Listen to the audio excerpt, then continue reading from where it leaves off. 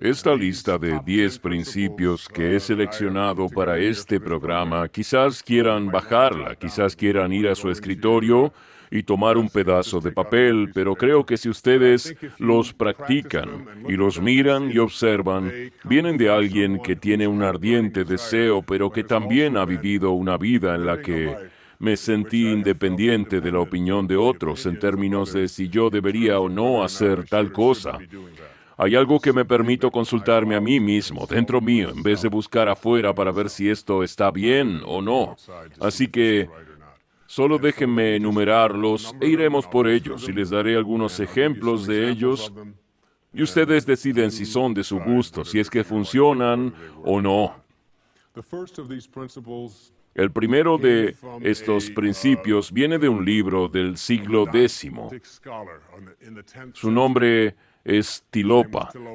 No es exactamente un libro bestseller, pero es de la clase de cosas que realmente me emocionan, porque creo que volviendo 1000 años atrás o 2000 años, y leyendo lo que algunas de las más grandes mentes tenían para decir y cuán abiertos eran a la potencialidad que cada uno de nosotros tiene para la grandeza, y este principio dice, como escribió Tilopa, ten una mente que esté abierta a todo y atada a nada. Uno de los principios centrales de mi vida es que nadie sabe lo suficiente como para ser pesimista sobre cualquier cosa. Todos y cada uno de nosotros, cuando cerramos nuestra mente a lo que es posible para nosotros o lo que es posible para la humanidad, encerramos el genio que reside y vive cualquier oportunidad para cada uno de nosotros. Tener una mente abierta no significa necesariamente encontrar fallas en todas las cosas que otros les han enseñado. Significa abrirse uno mismo a la potencialidad y a la posibilidad de que todo sea posible. Tener una mente abierta a todo, sin apegarse a nada, realmente significa encontrar dentro de nosotros la capacidad de deshacernos de un rasgo que encuentro tan común en el mundo contemporáneo.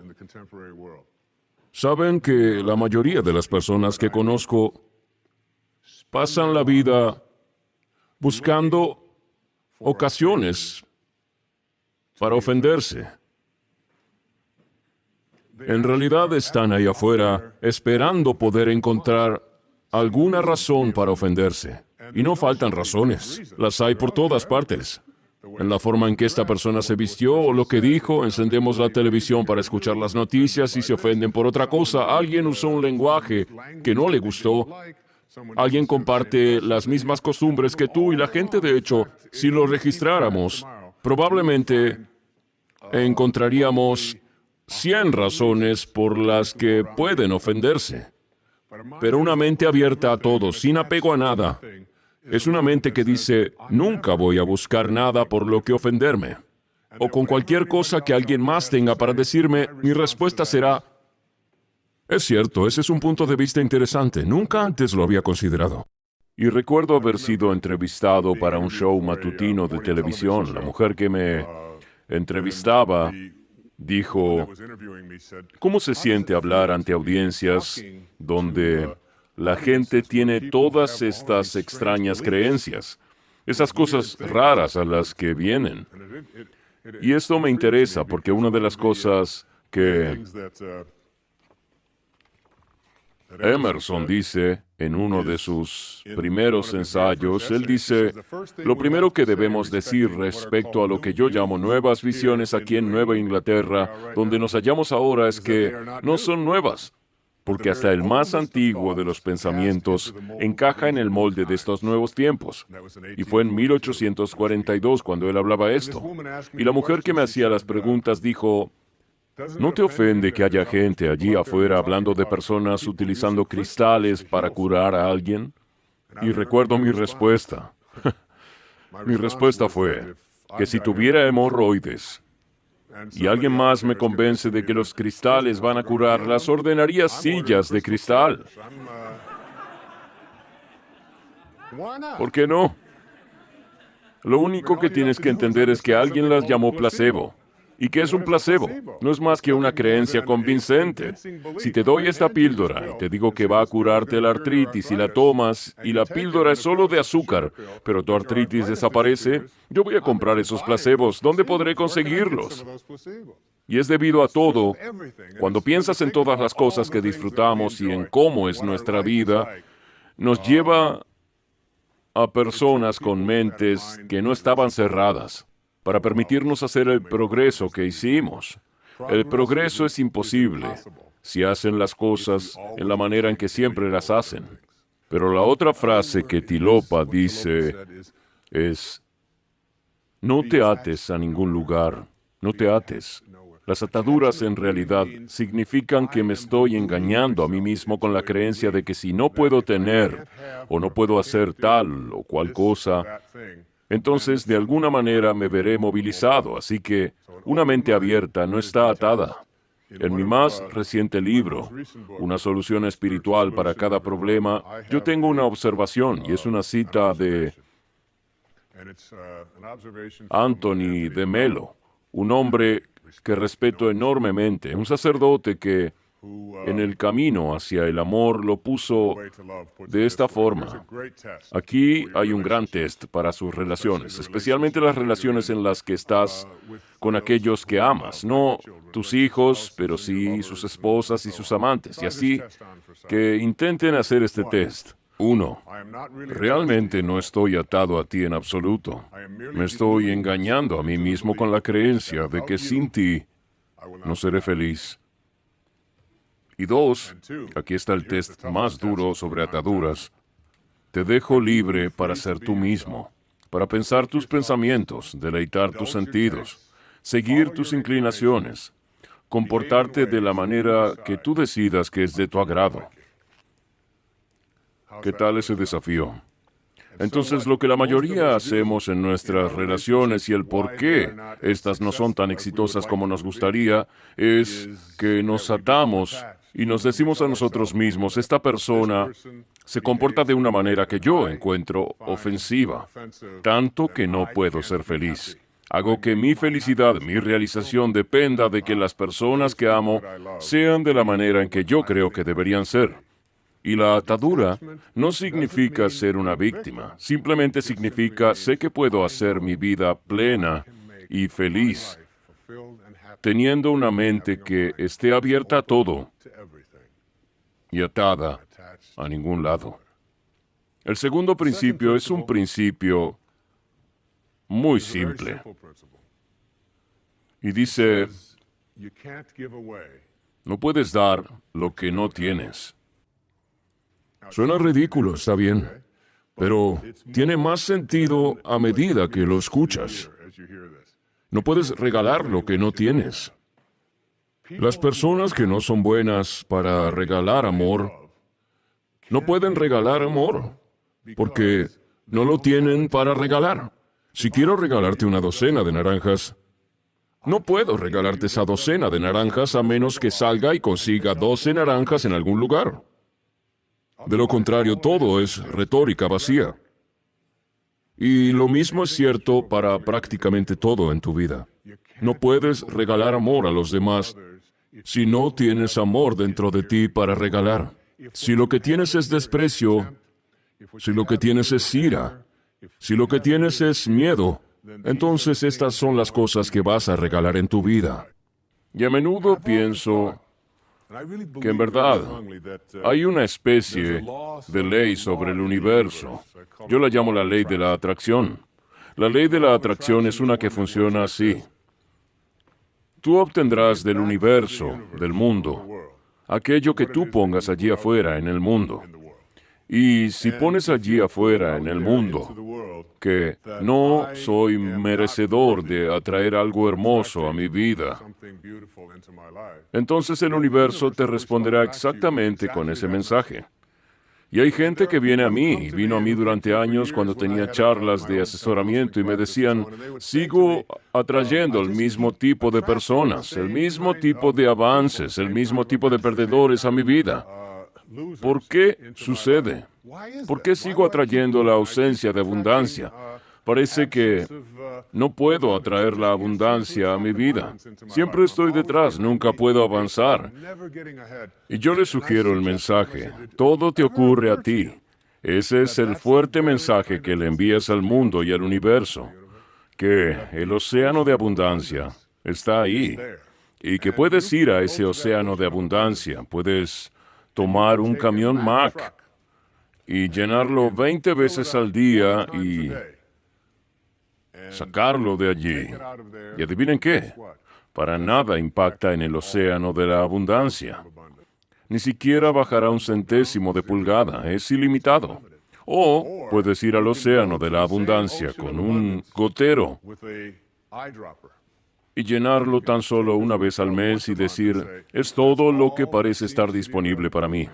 Y lo interesante para mí es que cuando la gente va a este océano de abundancia, este mundo ilimitado, todo lo que está allí es para ti, dicen las Sagradas Escrituras. Todo lo que tengo es tuyo, todo está allí para ti, pero si por dentro crees que es limitado, que si solo obtienes ese poco, otra gente lo hará antes que tú, entonces te hallarás a ti mismo creando esa misma cosa. Y lo que es aún más interesante con este principio de no puedes regalar lo que no tienes es que si tu mensaje para el universo es dame, dame, dame, el cual es el mensaje de mucha gente para el universo, quiero esto para mí, quiero aquello, por favor dame esto, tengo que tener esto. Así son sus plegarias y sus mensajes. Quiero de esto del universo, dame. El universo le va a responder esa clase de mentalidad con exactamente lo mismo. El universo va a responderte una y otra vez, dame, dame y dame. Y nunca jamás te encontrarás llegando, sino siempre esforzándote, siempre sintiéndote negligente, nunca sintiendo que tienes suficiente, siempre sintiendo que los cambios no alcanzan, porque estás constantemente bajo la presión de darle al universo lo que te pide de vuelta. Y lo interesante de todo esto, la ironía de esto es que si cambias esto y le dices al universo, al mundo, ¿cómo puedo servir? ¿Cómo puedo servir? La respuesta del universo para ti será, ¿cómo puedo servirte? ¿Cómo puedo servirte? Y es muy intrigante cuando quitas tu energía y tu atención de lo que le estás pidiendo al mundo y en vez de eso dices, ¿qué puedo darle yo al mundo? Esa en realidad es la base de la famosa frase del presidente John Kennedy que voy a citar. No te preguntes qué puede hacer tu país por ti, pregúntate qué puedes hacer tú por tu país. Y lo irónico de ello es que lo aprendí en mi vida cuando dejé de pensar en qué había para Wayne Dyer y cuánto podía obtener, y comencé a cambiar y decir, ¿cómo puedo ayudarte? ¿Qué puedo darte? ¿Qué puedo hacer por ti? Y a la gente que me escribía, bueno, yo les enviaba algo. Cuando alguien necesitaba alguna clase de ayuda, estaba muy dispuesto a dársela. Entonces hallé que todo volvía a mi vida, y una vez que cambié esa energía de qué puedo tener, en qué puedo dar, parece que el universo me respondió con el mismo mensaje, ¿qué puedo darte? Y la más increíble, maravillosa y hermosa abundancia fluyó hacia mi vida en todas las maneras en que yo pudiera pensar. No puedes regalar lo que no tienes. Así que observen el inventario de lo que sí tienen, cuánto se aman a sí mismos, cuánta bondad hay en ustedes, cuánta paz tienen, cuánta dicha llevan dentro, y si son capaces de regalar eso tantas veces como puedan en el día, observen y vean cuánto más de eso continúa apareciendo de vuelta en sus vidas. ¿Ok? El tercer principio es uno de mis favoritos. Se llama, no existen los resentimientos justificados. Y este es un principio muy difícil de entender para muchas personas, pero es uno en el que creo firmemente. Una vez estuve en un grupo de drogadictos y alcohólicos. Y yo era una de las personas que patrocinaba y dirigía el grupo. Y había un letrero en la pared que decía, No hay resentimientos justificados para este grupo. Y lo que le dije a ese grupo esa noche fue, no importa lo que sea que te digan, no importa cuánta ira venga dirigida directamente hacia ti, no importa cuánto odio puedas encontrar en tu vida, no existen los resentimientos justificados. Lo que significa que si llevas el resentimiento dentro de ti, sobre algo o sobre alguien, y estoy hablando de la persona a la que le prestaste dinero y no te ha devuelto el dinero. Estoy hablando de la persona que sientes que fue abusiva en tu vida. Estoy hablando de la persona que te abandonó y te dejó por otra persona. Y también estoy hablando de todas las cosas que has justificado en tu corazón y en tu vida por las que tienes derecho a estar resentido. Y te digo que esos resentimientos siempre terminarán dañándote y creando en ti una sensación de desesperación. A menudo digo que nadie muere por una mordedura de serpiente. La mordedura de serpiente nunca matará. No puedes volver atrás. Una vez que te mordió, te mordió. Pero el veneno que continúa fluyendo a través de tu sistema después de la mordedura es lo que te terminará destruyendo. Así que ahora tienen que echar un vistazo a todos los resentimientos que llevan en sus vidas. Y me gustaría sugerirles que yo creo que existe una maravillosa metáfora que he creado en mi vida para hacer que esto funcione. Y creo que Regis Philbin es el responsable de ello. Bien, mi amigo Regis. Hay un show llamado ¿Quién quiere ser millonario? Ha sido muy popular en todo el mundo. Estuve en Sudáfrica y estaba allí. Estuve en Australia y tenían su propia versión. En Grecia tenían la edición griega de ¿Quién quiere ser millonario? Y básicamente este show tenía dos niveles que debías alcanzar. El primer nivel es el nivel de los $1,000. Y en el nivel de los $1,000, tú básicamente tienes que responder preguntas como, en tu mano tienes algunos dígitos. Esos dígitos en tu mano son tus pies, tu nariz, tus orejas, tus dedos. Y todos los que llegaban al show tenían el horrible temor de que les iba a salir con una de esas preguntas, ¿correcto?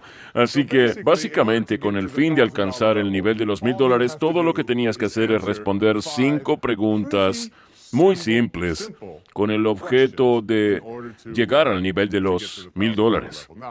Ahora, en este programa, para ustedes, la metáfora de los $1,000 significa que se irán con algo si entienden esto. Al menos entiendan esto. Este es el nivel de los $1,000. Deben enviar la culpa fuera de sus vidas en cualquiera de sus circunstancias. La culpa debe irse, ¿bien? Ahora, la culpa significa que si están pasando una enfermedad, ustedes dicen, sin culpar, es mi enfermedad, yo tomo responsabilidad por ella. Esto significa que si has atravesado circunstancias difíciles en tu vida, significa que si tienen una mínima cantidad de seguridad financiera en sus vidas, significa que si sus hijos no se llevan con ustedes, que si sus vecinos están firmando una petición para correrlos del vecindario, lo que sea que esté sucediendo en sus vidas, ustedes díganlo y todo el mundo a lo largo de este país, a lo largo del mundo, pasa por alguna de estas cosas. Ustedes deben estar dispuestos a decir, estoy aquí por las decisiones que yo he tomado. Ahora estoy dispuesto a decir eso, incluso con lo más difícil. Sabemos que no es culpa tuya. Sabemos que allí afuera hay gente realmente mala, ¿correcto? Pero deben estar dispuestos a no culpar. Ese es el primer nivel. Es así que entenderán, no existen los resentimientos justificados. Y entonces, ¿en quién quiere ser millonario? Está el nivel de los $32,000. Y este nivel no es solo una oportunidad para salir con una buena cantidad de regalos con los que puedes irte esa noche del programa, porque Esto también abre una puerta a múltiples riquezas. Pero tienes que llegar allí con el fin de tener la oportunidad de moverte a esos niveles trascendentales, ¿bien? Al estatus espiritual del millonario. Tienes que pasar las siguientes 5 preguntas y con las preguntas de los $32,000 arribamos a esto. Llegó a mí desde la cita que usé escribiendo la solución espiritual a todos los problemas. Leí un libro que fue escrito hace un par de miles de años, potencialmente, el Yoga Sutra, los aforismos de la potencialidad. Y uno de esos sutras, uno de esos aforismos, la observación que hizo este hombre brillante hace casi 2000 años, fue esta.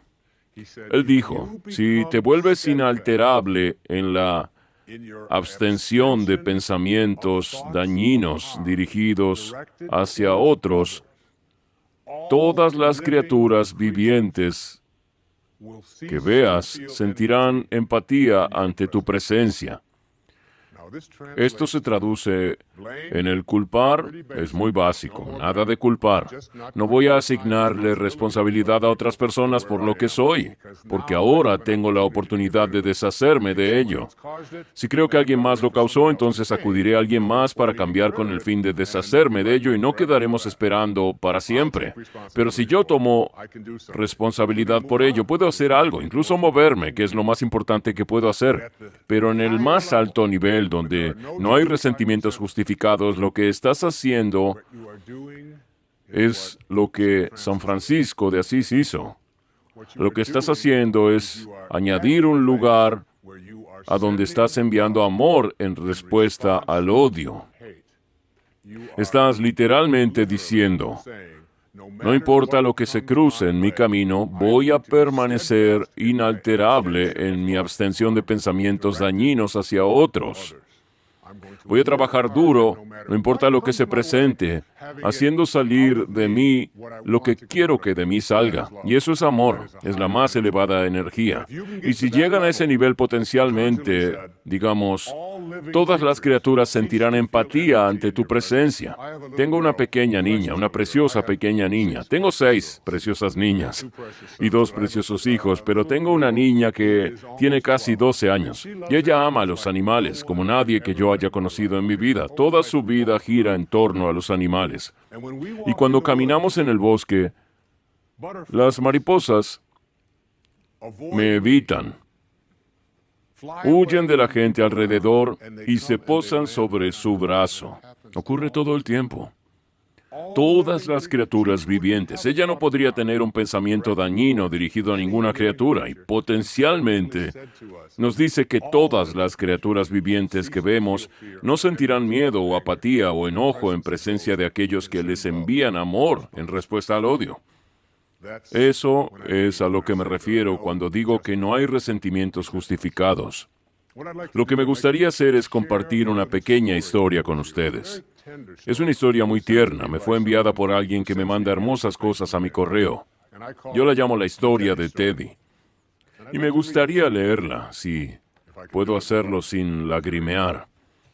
Esta historia lo ilustra mejor que nada que yo haya visto. Es una historia de hace varios años atrás, de una maestra de escuela primaria. Su nombre es señorita Thompson.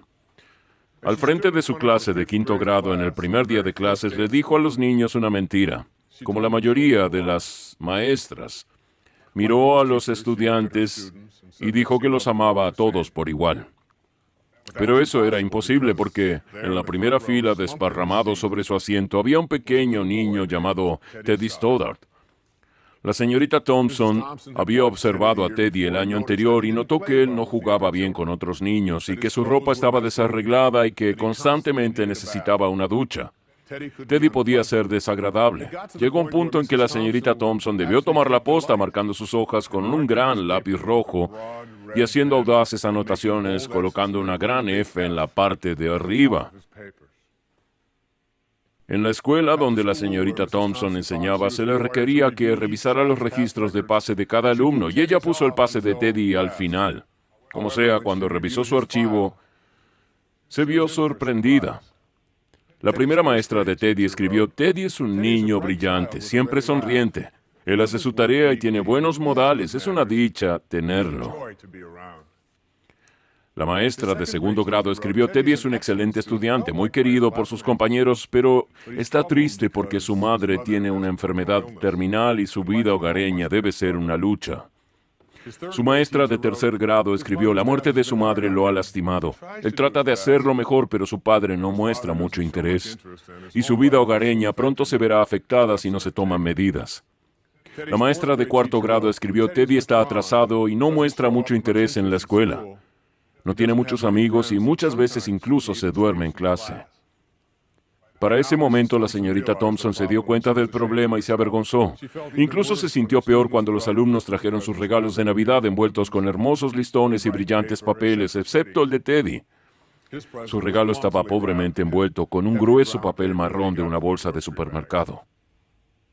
La señorita Thompson lo abrió entre medio de los otros regalos, y algunos de los niños comenzaron a reír cuando ella encontró un brazalete de cuentas de piedra con algunas piedras faltantes y un frasco que tenía solo un cuarto de perfume. Pero ella contuvo la risa de los niños cuando exclamó cuán bonito era el brazalete al probárselo y aplicóse un poco del perfume en la muñeca. Teddy Stoddard se quedó después de clase lo suficiente para decir: señorita Thompson, usted huele justo como mi mamá solía hacerlo. Después que el niño se fue, ella lloró al menos por una hora. En aquel día, ella dejó de enseñar lectura, escritura y aritmética y en su lugar comenzó a educar niños. La señorita Thompson le prestó especial atención a Teddy. En cuanto trabajó con él y su mente pareció despertar, cuanto más ella lo alentaba, más rápido él respondía. Para el final del año, Teddy se volvió uno de los chicos más inteligentes de la clase y a pesar de su mentira, él se volvió uno de los consentidos de la maestra. Un año después, ella halló una nota de Teddy bajo su puerta diciéndole que aún era la mejor maestra que había tenido. Pasaron antes 6 años hasta que ella recibió otra nota de Teddy. Entonces, le escribió que había terminado la preparatoria tercero de su clase y que aún seguía siendo la mejor maestra. 4 años después, ella recibió otra nota diciendo que a pesar de que las cosas a veces fueran difíciles, él permaneció en la escuela y se graduó en la universidad con los más altos honores. Le aseguraba a la señorita Thompson que ella aún seguía siendo su favorita y la mejor maestra que había tenido. 4 años más pasaron y otra carta llegó. Esta vez explicaba que después de obtener su título decidió ir un poco más allá. La carta contaba que aún seguía siendo su favorita y la mejor maestra que había tenido, pero esta vez la firma era un poco más larga. Estaba firmada por Theodore F. Stoddard, doctor. La historia no termina allí. Esa primavera llegó otra carta. Teddy decía que conoció a una chica y que iba a casarse. Explicaba que su padre había muerto un par de años atrás y se preguntaba si a la señorita Thompson le gustaría sentarse en el lugar que usualmente se reserva para la madre del novio. Por supuesto que la señorita Thompson aceptó. Y adivinen qué, llevó el brazalete aquel que le faltaba muchas piedras y se aseguró de usar el mismo perfume que Teddy recordaba que su madre usó la última Navidad juntos. Se dieron un abrazo. Y el doctor Stoddard le susurró al oído a la señorita Thompson: muchas gracias por hacerme sentir importante y mostrarme que podía hacer una diferencia. La señorita Thompson, con lágrimas en sus ojos, le susurró a él: Teddy, te equivocas. Tú eres el que me enseñó a mí que yo podía hacer una diferencia. Yo no sabía cómo educar hasta que te conocí a ti. ¿No es una hermosa historia? Sí.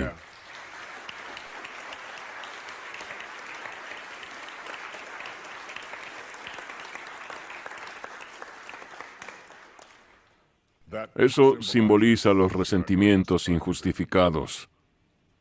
Trabajen en alcanzar el nivel de los $32,000, el lugar donde lo único que tienen que enviar es amor, porque eso es lo que está dentro. Y ese es el mensaje de nuestros maestros espirituales. Es lo único que siempre tienes que regalar. Al siguiente principio, lo llamé: no mueras con tu música aún dentro tuyo. ¿Y qué mejor que citar a Pharrell aquí en Concord, cuando dijo que algunos de nosotros escuchamos una música diferente y debemos marchar al ritmo de la música que escuchamos?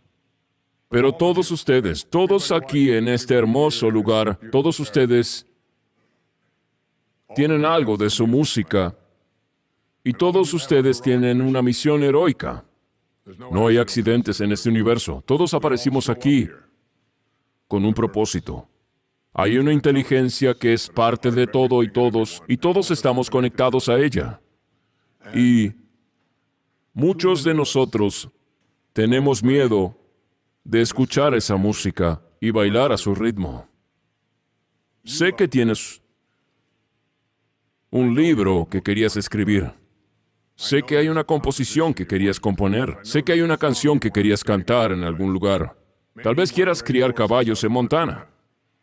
O tal vez quieras abrir una heladería en Cape Cod. ¿Quién sabe lo que puede ser? Tal vez solo quieras viajar y ver el mundo. Tal vez quieras tener una relación con alguien y has tenido miedo, pero tu corazón dice que es lo correcto. Todos sentimos algo. León Tolstoy, en su famosa novela La muerte de Ivan Ilich, hizo esta pregunta que sería aterradora para mí. Dijo, mientras su contador de Moscú estaba acostado en su lecho de muerte contemplando el horror de esta pregunta: ¿qué pasa si toda mi vida he estado equivocado? Yo he sabido cuál es mi música. Yo estoy escuchándola ahora. Porque aquí estoy delante de ti con estas cámaras en este lugar, y me siento y escribo mis libros, y le digo al mundo lo que sé, mi verdad. Siempre me siento con un propósito y satisfecho, y en ningún momento llegaré al final de mi vida y diré, ¿qué pasa si toda mi vida ha sido equivocada? Quien quiera que seas, sea cual sea esa música, por más distante que pueda sonar, por más raro o extraño que les parezca a los demás, no llegues al final de tu vida sabiendo que partirás y aún no la has interpretado. No mueras con tu música aún dentro tuyo. Ese es el mensaje de los mejores maestros que han caminado entre nosotros. Es el mensaje que les doy aquí hoy, como uno de los principios para el éxito y la paz en sus vidas. Al siguiente principio lo llamo abrazando el silencio. Y a abrazar el silencio, no se los digo porque sea muy importante ser silencioso. Lo que aprendí fue de un querido amigo que muchos de ustedes conocen. Juntos poníamos cassettes en el escenario por todo el mundo. Es como un hermano para mí. Su nombre es Dr. Deepak Chopra. Es un médico y un amigo muy cercano. Y lo que sea que sucediera en mi familia, ya sea teniendo un problema con alguno de mis hijos o en mi propia familia, si yo lo llamaba y decía, o a su esposa Rita, decía, Deepak, ¿qué crees que debería hacer? Él siempre tenía la misma respuesta. Medita. Yo decía, sí, Deepak, entiendo meditar, pero le decía, ¿qué piensas de esto? ¿Qué puedes? Medita. Siempre medita. Pon a Rita en el teléfono. Medita. Está bien. Está bien. Y saben, aprendí mucho con la meditación, pero lo mejor que aprendí sobre guardar silencio pacíficamente fue esto, que hay un solo poder en el universo, no importa cómo lo llamen. Pueden llamarlo alma, espíritu, conciencia, Dios, pueden llamarlo Luis, pueden llamarlo como quieran, pero solo sabemos algo, no puedes mojarte con la palabra agua. No es por cómo llamemos algo que esto tiene sustancia. Y este único poder, esta única fuerza que fluye a través de todo, permite que todo sea indivisible. No puedes cortarlo, no puedes dividirlo. Es uno. El todo es uno. Y todo en sus vidas está casi siempre dividiéndose. Hombre, mujer, joven, viejo, alto, bajo, negro, blanco, bueno, malo. Arriba, abajo, son todas dicotomías, son esas separaciones que todos tenemos en nuestras vidas.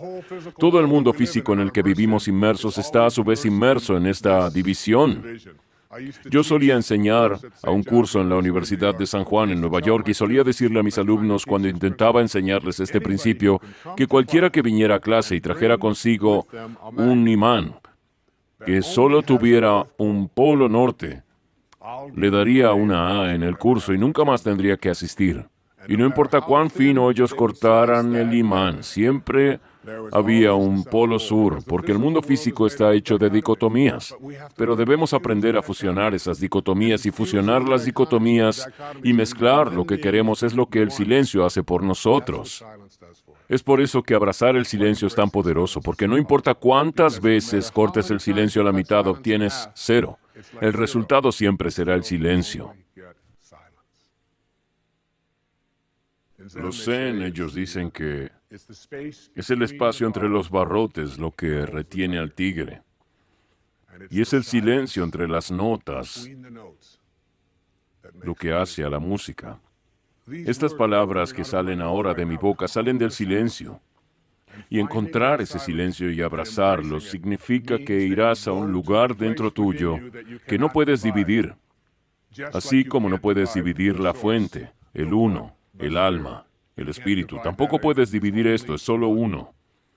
Entonces, cuando vas hacia ese silencio y comienzas a practicar meditación, y empiezas a hacer esto parte de tu vida y abrazas el silencio, lo que descubres es que has llegado allí para conocer tu fuente. Tu conciencia hace contacto con tu alma. No podría decirles cuánta gente vino a mí sufriendo por graves enfermedades, que recibieron diagnósticos terminales sin remedio y que salieron al mundo y decidieron hacer comunión con la naturaleza.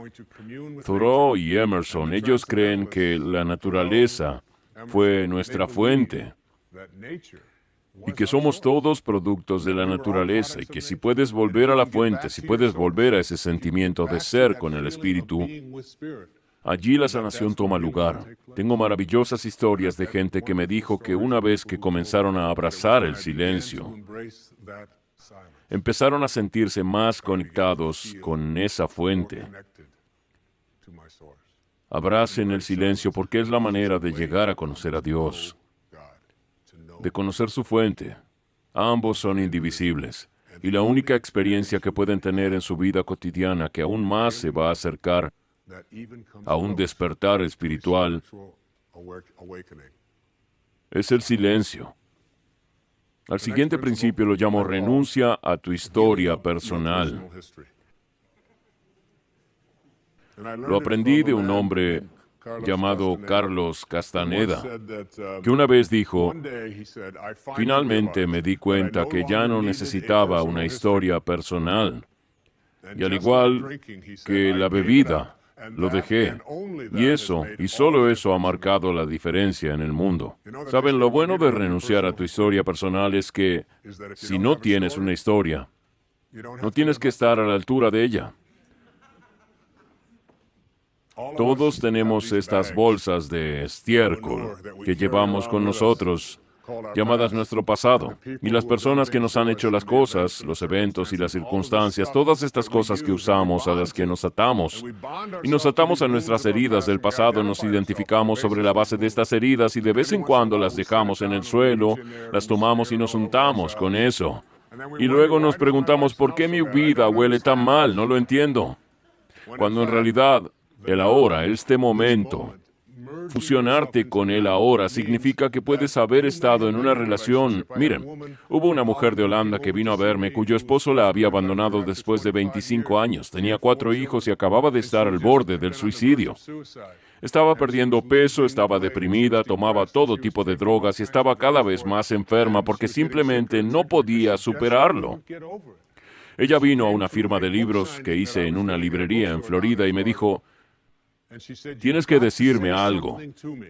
Tienes que decirme algo. Eso me ayudará a superar esto. Y le dije lo siguiente, renuncia a tu historia personal. Fusiónate aquí, ahora, en este momento. Y esos 25 años o lo que sea, si quieres entender cómo hacerlo, piensa en tu pasado como si fuera este sombrero. Este es tu pasado. Ahora simplemente puedes dejarlo aquí y alejarte de él y renunciar a tu historial personal, porque siempre lo tendrás allí para volver a él. Lo que tienes que hacer es tomar tu pasado y abrazarlo, entenderlo y aceptarlo, Como tuve que pasar por estas cosas que atravesé para poder llegar a este lugar hoy. Y la evidencia de eso es que lo hice. No necesitas más evidencia, lo hiciste. Luego lo arrojas. Lo arrojas. Lo abrazas y lo arrojas. Y te unes a la hora renunciando a tu apego. Y algunos de ustedes me han escuchado usar la metáfora de la estela. Adam Watts habló de que la estela no es lo que impulsa al bote. La estela es solo un rastro que se deja atrás, eso es todo. Y también la estela de tu vida es así. No hace que el bote se mueva y tampoco la estela de tu vida es la razón por la cual tu vida está yendo en la dirección que va. La estela es un rastro que se deja atrás y es una ilusión creer que es la causa de tu sufrimiento o tus luchas o tu dificultad. Renuncia, déjalo ir, abrázalo, compréndelo, obtén ayuda para hacerlo si es necesario y luego pasa a la hora. Al siguiente principio lo llamo, es de una frase de Albert Einstein. Dice, no puedes resolver un problema con la misma mente que lo creó. Con el propósito de resolver esas cosas llamadas problemas que tienes en tu vida, debes cambiar tu mente. Es tu mente en donde viven. Es tu mente la que los crea. Aquí es donde los experimentas. Son todas ilusiones. Debes cambiar tu mente. Debes reescribir tu acuerdo con la realidad, literalmente. Una de las cosas que dije más temprano es que una de las cosas más difíciles del mundo es admitir que estás equivocado. Admitir que estás equivocado no es nada más que decir, he estado tomando decisiones con mi mente que he creado cosas en mi vida que no están funcionando. E intentaré no continuar tomando esas decisiones. Estaba equivocado. No tienen que hacer una declaración de ello, no tienen que salir y sentirse culpables por ello. Simplemente tienen que decir, no funcionó. La relación en la que estaba antes me comporté de una manera, no me di cuenta de que no estaba funcionando para mí. Ahora lo hago y así es como elijo ser ahora. El secreto de una relación exitosa es, para mí, entender que uno pone su atención y su energía en una persona que queremos amar más allá de si nos ama o no. Robert Frost lo dijo hermosamente, amamos las cosas que amamos por lo que son. Por lo que son, no por cómo actúan, no por lo que solían ser, sino por lo que son. Así que cuando miran a los ojos a la persona con la que se relacionan, pueden ser sus hijos, encontrarlos haciendo las cosas bien, tanto como sea posible. Por lo general eso lleva mucho trabajo, pero los encontrarás. Y cuando pienses que tu relación no está funcionando, recuerda, está en mi mente lo que yo estoy pensando de esta persona. Y si tan solo cambio mi mente y pongo mis pensamientos en lo que amo de esta persona, los mantengo ahí, eso hará florecer la relación. Hay personas que atraviesan toda la vida de su relación sin enojo, sin odio, sin amargura, solo amor. El siguiente principio es el que yo llamo, trátate a ti mismo como si ya fueras aquello en lo que te quieres convertir. En otras palabras, te paras frente a tu vida y te ves a ti mismo ya habiendo obtenido aquello que sabes que tú mereces tener. Mis hijos saben cómo hacerlo perfectamente. Mi hija quería un vestido de graduación y el vestido se salía por mucho del presupuesto que calculaba para un vestido de graduación. No pensé que costaría más de $20, así que tenía un problema, ¿bien? Pero opté por un lugar cerca de los $250. No sé cuánto costaban. Para mí era más de lo que había pagado por mi primera casa. Como sea. Ella llamó y me dijo, papá, ese es el único vestido que quiero. Tengo que tenerlo para mi graduación. No quiero otro. Y seguía y seguía y seguía. A propósito, leí un libro sobre cómo criar hijas adolescentes. Su título era Sal de mi vida. Pero antes, llévame al centro comercial. ¿Ok? Ese es el título real. Es un buen libro. Entonces le dije a Serena, esto está fuera de presupuesto, tengo una cierta cantidad de dinero que estoy dispuesto a pagar por él. Y ella dijo, pero ya me vi a mí misma usándolo, ya me lo he probado, tengo una foto de mí con el vestido en la sala. De hecho, ya se la mostré al muchacho que va a llevarme a la graduación. Y así seguía. Y se había visto con el vestido y le dije, bien, si ya te viste usándolo, también deberías verte aprendiendo la diferencia entre lo que estoy dispuesto a pagar. Y ella redactó un contrato. Lo hizo en la computadora y detrás de la computadora, ¿han visto esos paneles donde uno pega cosas? Tenía 5,000 fotos del vestido. Bien. Ella firmó un contrato y decía, voy a ser de niñera, voy a hacer esto y aquello y pagaré la diferencia. Y lo logró. Consiguió su vestido porque entendió que uno se engaña a sí mismo como si ya fuera aquello que uno proyecta. Hay un genio dentro de ustedes y deben tratarse a sí mismos como si ya fueran ese genio. Hay algo de lo que son completamente capaces, verse a sí mismos como si ya hubieran llegado. Entonces actúa según esos pensamientos, porque la respuesta a cada acción, dice Emerson, es el pensamiento. El siguiente principio se llama atesorando tu divinidad. Atesorando tu divinidad. Hay una maravillosa observación que leí, es de Emerson, del libro Autosuficiencia. Es acerca de confiar en tu divinidad, sabiendo que estás conectado a tu fuente, sabiendo que eres una creación divina,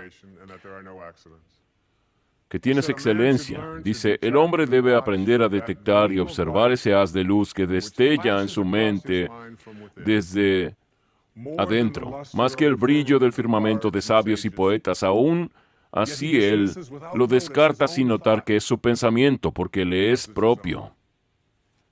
En toda labor de un genio reconocemos nuestros propios pensamientos descartados.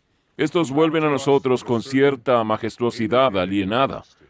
A menudo descartamos nuestros pensamientos y vemos las cosas que creemos que haría un genio, pero las descartamos porque son nuestras. Atesorar nuestra divinidad en vez de atemorizarnos con ella, sabiendo que estoy conectado con nuestra fuente. No hay manera en que no pueda porque está en ti. Y yo estoy en ti, tú estás en mí, y nunca podrás separarte de ella. No hay lugar donde esta fuente no esté. Crece entre las uñas de todos y golpea todos los corazones, digiere todas las comidas, abre todas las flores, y siempre estás conectado a ella. Y finalmente, el último principio lo llamo sabiduría, es evitar cualquier pensamiento que te debilite. Ya saben, todo pensamiento tiene una energía, como todo lo demás en el universo, y si tienen un pensamiento de pena, debilitará sus músculos. ¿Y qué es el corazón sino un músculo? Si crías a un niño para que crea en la pena y sienta pena por sí mismo, cada vez que tenga un sentimiento penoso, se debilitará. Y si tienen un pensamiento de temor, si tienen un pensamiento de estrés, de angustia, de ansiedad, todos estos pensamientos y muchos más son los pensamientos que te debilitarán siempre. Cuando tienes un pensamiento que sabes que te está desempoderando, cámbialo. Cámbialo a uno que te empodere en vez de ello. Y los pensamientos que empoderan son pensamientos de neutralidad y predisposición y amor. En definitiva, pensamientos de divinidad. Y cuando vean a una persona en problemas que está allí luchando, en los más altos niveles de unidad consciente, de conciencia divina, conciencia espiritual, se reconocen a sí mismos en todo lo que ven.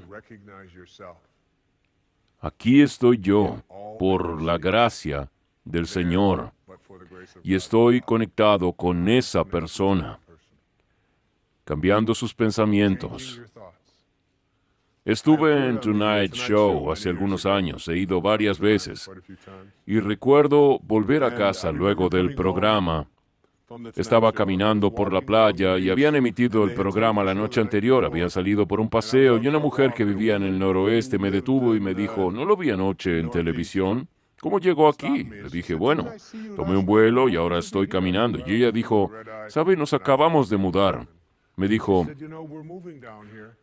¿cómo es la gente de aquí? ¿Cómo son?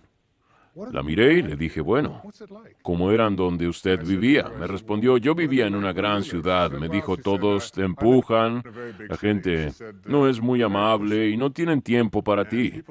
Me dijo, no es muy placentero. Es una de las razones por las que me fui. Le dije, bueno, eso es muy parecido a lo que va a encontrar aquí, básicamente como la gente de aquí. En el camino de vuelta ese mismo día, alguien más que me había visto la noche anterior en Tonight Show, que vivía en el oeste, me detuvo y me hizo casi la misma pregunta. ¿Usted vive aquí? Le dije, sí. Ella dijo, mi esposo y yo nos mudamos aquí, buscamos una escuela. Me preguntó, ¿cómo es la gente de aquí? ¿Cómo son? Le respondí, ¿cómo son en Chicago, donde vivían? Y ella dijo, oh, es el medio oeste, la gente es muy amigable. Son abiertos, te invitan a su casa, son amorosos, muy amables. Es un maravilloso lugar, lo amaba y voy a extrañarlo. Le dije, eso es muy parecido a lo que va a encontrar aquí. Es lo que tú esperes. Como lo pienses, lo que importa. Como Emerson nos dijo, el ancestro de toda acción es el pensamiento. Cambia tus pensamientos y cambiarás tu mundo. Cambia tus expectativas y cambiarás aquello que se manifieste alrededor y veas aparecer en tu vida.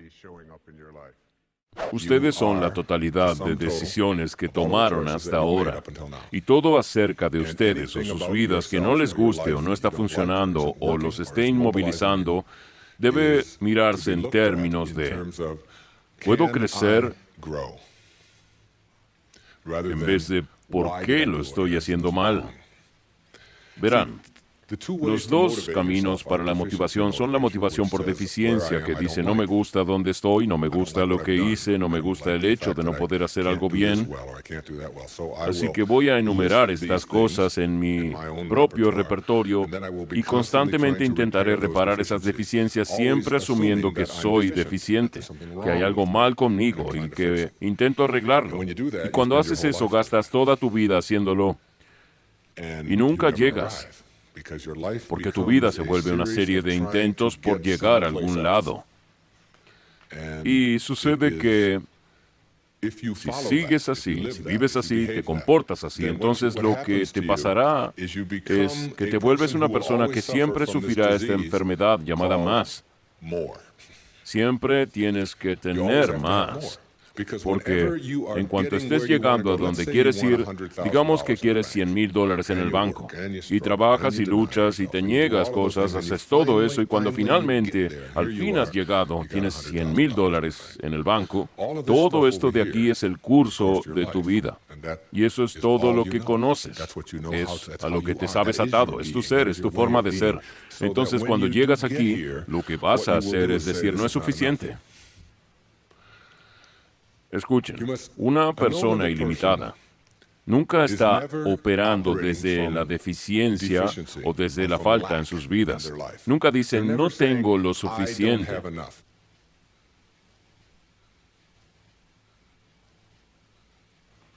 Verán, nunca van a tener suficiente. Ustedes ya son todo. Son todo lo que necesitan. Piénsenlo por un momento, son todo lo que necesitan para tener bendición total, perfección en sus vidas. Ustedes ya lo son, ya lo tienen. Llegan a este mundo con nada. Así es como se van. Y el tiempo que tienes aquí, lo que tienes es tu singularidad, tu particularidad, y no necesitas nada más. Piensen en esto. Si no saben cómo apreciar lo que tienen y dónde estás en tu vida, no necesitan nada más. Porque si obtienen algo más, tampoco sabrán cómo apreciar eso. Solo quieren más. O lo quieren diferente. O lo quieren de la manera en que solía ser. O quieren que alguien más sea de la manera en que ustedes creen que debería. La gente exitosa o la gente ilimitada o la gente actualizada y autodirigida, cualquiera sea la etiqueta que les pongan los grandes pensadores y los filósofos, terapeutas y gente que estudia los seres humanos, esta clase de gente son personas que siempre tuvieron lo suficiente. Hay personas a las que las invitas a tu casa y les dices, me gustaría que te quedes esta noche, así no tienes que conducir de vuelta. Y uno les dice, ¿te quieres quedar? Y dicen, no sé si puedo quedarme. Bueno, puedes dormir en el sofá. Oh, no, jamás podría dormir en el sofá, tampoco con gatos.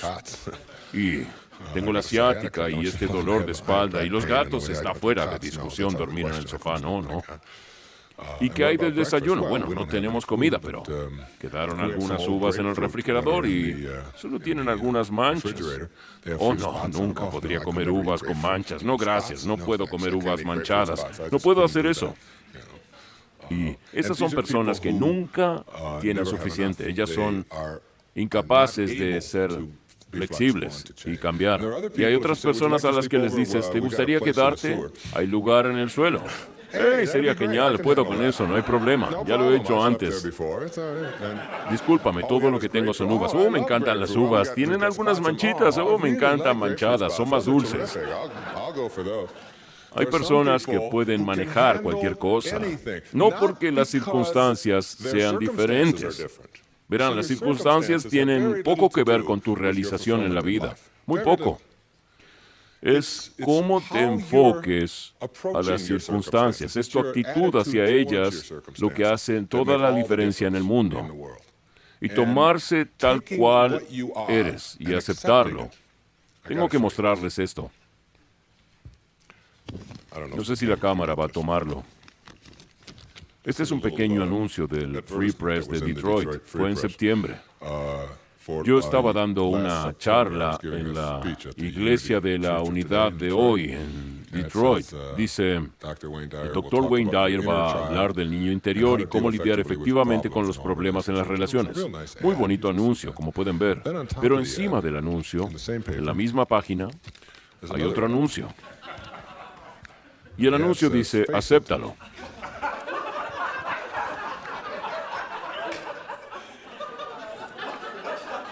Justo arriba del mío, no hay escape de la calvicie.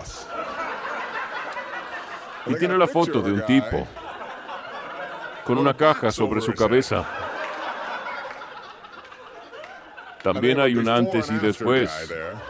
Y el tipo de después luce estar satisfecho y dice, no puedes huir ni esconderte.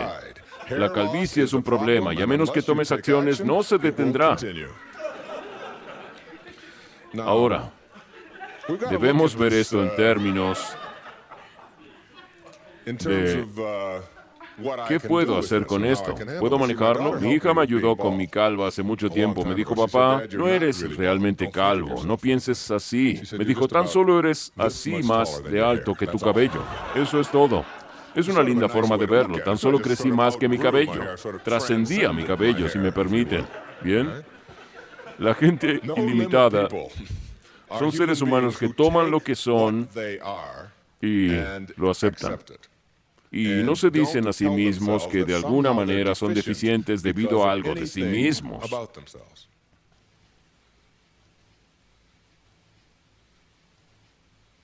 Este es un concepto muy crucial para mí y virtualmente para todos nosotros. Es esta idea de tomar tu vida en tus manos y ser la clase de persona que tú elijas ser y entender que todo lo que se presente en tu camino es una oportunidad, es una bendición. Y no fue hasta que aprendí virtualmente a celebrar todo lo que se me presentaba que trascendí. Verán, todo lo que nos es dado por Dios, lo que sea que fuera, es perfecto. Nadie puede negar que las montañas son perfectas, que los ríos son perfectos, que las aves son perfectas, los hipopótamos son perfectos, y así. Se nos ha dado todo. Todo lo demás que tienes, que tenemos en nuestro planeta, viene como resultado de pensar. El pensamiento las hace. ¿Correcto? Este micrófono se trata del resultado de pensar. Alguien lo imaginó. Entonces, se lo contó a alguien más y luego lo crearon. El vestido que estás usando, la camisa que llevo, los zapatos, el escenario, las cámaras, todo lo que ven que no fue dado a nosotros, fue creado por el hombre como resultado de la manera en que pensamos, el modo en que pensamos. Entonces, lo que se mete dentro nuestro como una celda surge como resultado de la manera en que elegimos pensar de nuestras vidas. Es un muy importante principio para entender, porque una vez que tienes un pensamiento aplicable, este va a crear todo lo que tienes en la vida. Tú puedes cambiar y hacer que todo sea perfecto como quieras, porque el pensamiento lo hace por sí solo. Crear una visualización es de lo que estamos hablando. El imaginario o la imaginación que tengas de cualquier cosa en tu vida es en realidad como un comportamiento mental. Es como salir a practicar algo. Puedes practicar baloncesto lanzando triples una y otra vez. Eso es práctica física. La imaginación es práctica mental, es comportamiento mental. Cuando tienes la imagen de que puedes trascender en algo, cuando tienes la imagen de que puedes hacerlo en vez de no poder, cuando subes al auto y tienes la imagen de que vas a encontrar lugar donde estacionar en vez de pensar que no lo encontrarás, así estás saliendo a buscar lugares ocupados. Debes actuar sobre la imagen que tienes tanto como cuando practicas tiros de baloncesto, cuando das un buen golpe, preparas una sopa o cualquier cosa que estés haciendo. Becky Fowler, a quien serví en unos 100 proyectos como consejero asesor por 9 años, que murió hace no mucho, decía que el 99% de quien eres no lo puedes tocar, no lo puedes ver y no lo puedes oler. 99% de ti es intocable, inoloro, invisible. Es lo que Ken Casey llamó alerta consciente. Es lo que se halla detrás de los globos oculares. ¿Qué es eso? No son células. Es alguna especie de alerta consciente en la que estás. Y no nos equivoquemos con esto. De hecho, ya hemos ocupado un montón de cuerpos. No estamos hablando de reencarnación, aunque yo no sé sobre reencarnación. La gente me pregunta si creo en ella y yo les digo, bueno, yo enseñé en la preparatoria juvenil en la ciudad de Detroit por 4 años. Y vi esos cuerpos volver a la vida todos los días a las 3 en punto. Así que creo en la reencarnación, ¿bien?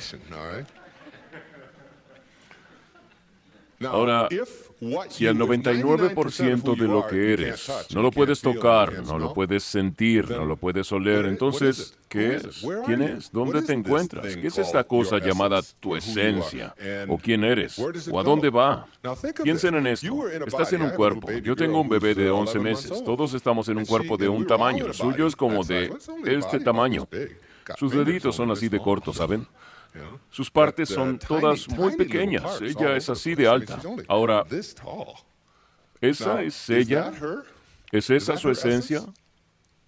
Porque tengo otros hijos que son más grandes y yo soy más grande que ellos. Y recuerdo cuando tenía 3 años, estando en un cuerpo distinto. Era yo, mi esencia estaba allí. Era un cuerpo totalmente diferente, pero muy distinto a cuando tenía 11 meses. Y luego tuve 13, en un cuerpo divertido a los 13 años. Pero mi esencia aún estaba allí, en un cuerpo nuevo. Los vellos crecen por todos lados y uno no entiende lo que sucede, ya saben. Luego el cabello se cae, tarde o temprano, ¿cierto?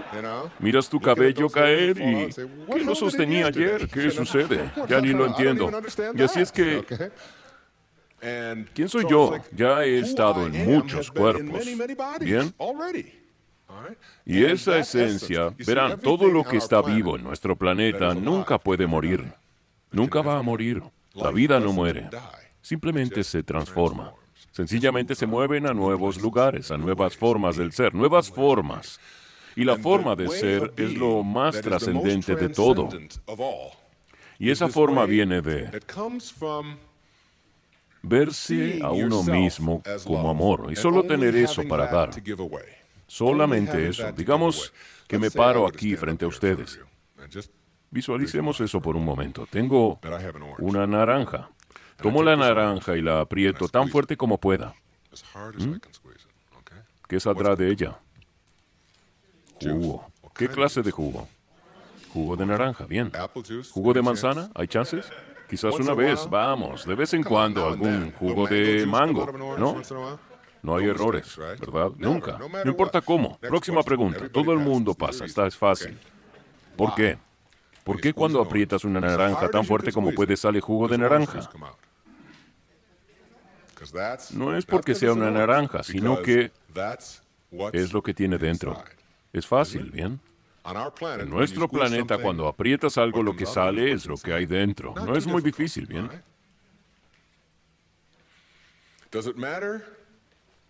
¿Importa si es tu madre la que la aprieta? Importa el instrumento que use, importa si estás en tu periodo y luego la aprietas, importa si es tu jefe quien lo hace. ¿Qué tal si tus hijos lo hacen? ¿Acaso importa? ¿Importa qué hora es, en qué posición? No. ¿Qué tal a las 4 de la mañana? ¿Acaso importa? Cuando sea que aprietes la naranja, lo único que saldrá es lo que hay dentro de ella, ¿correcto? No hay discusión. Lo mismo para ustedes. El mismo principio funciona con ustedes. Es el principio del universo. Alguien los aprieta a ustedes. Estarán bajo presión.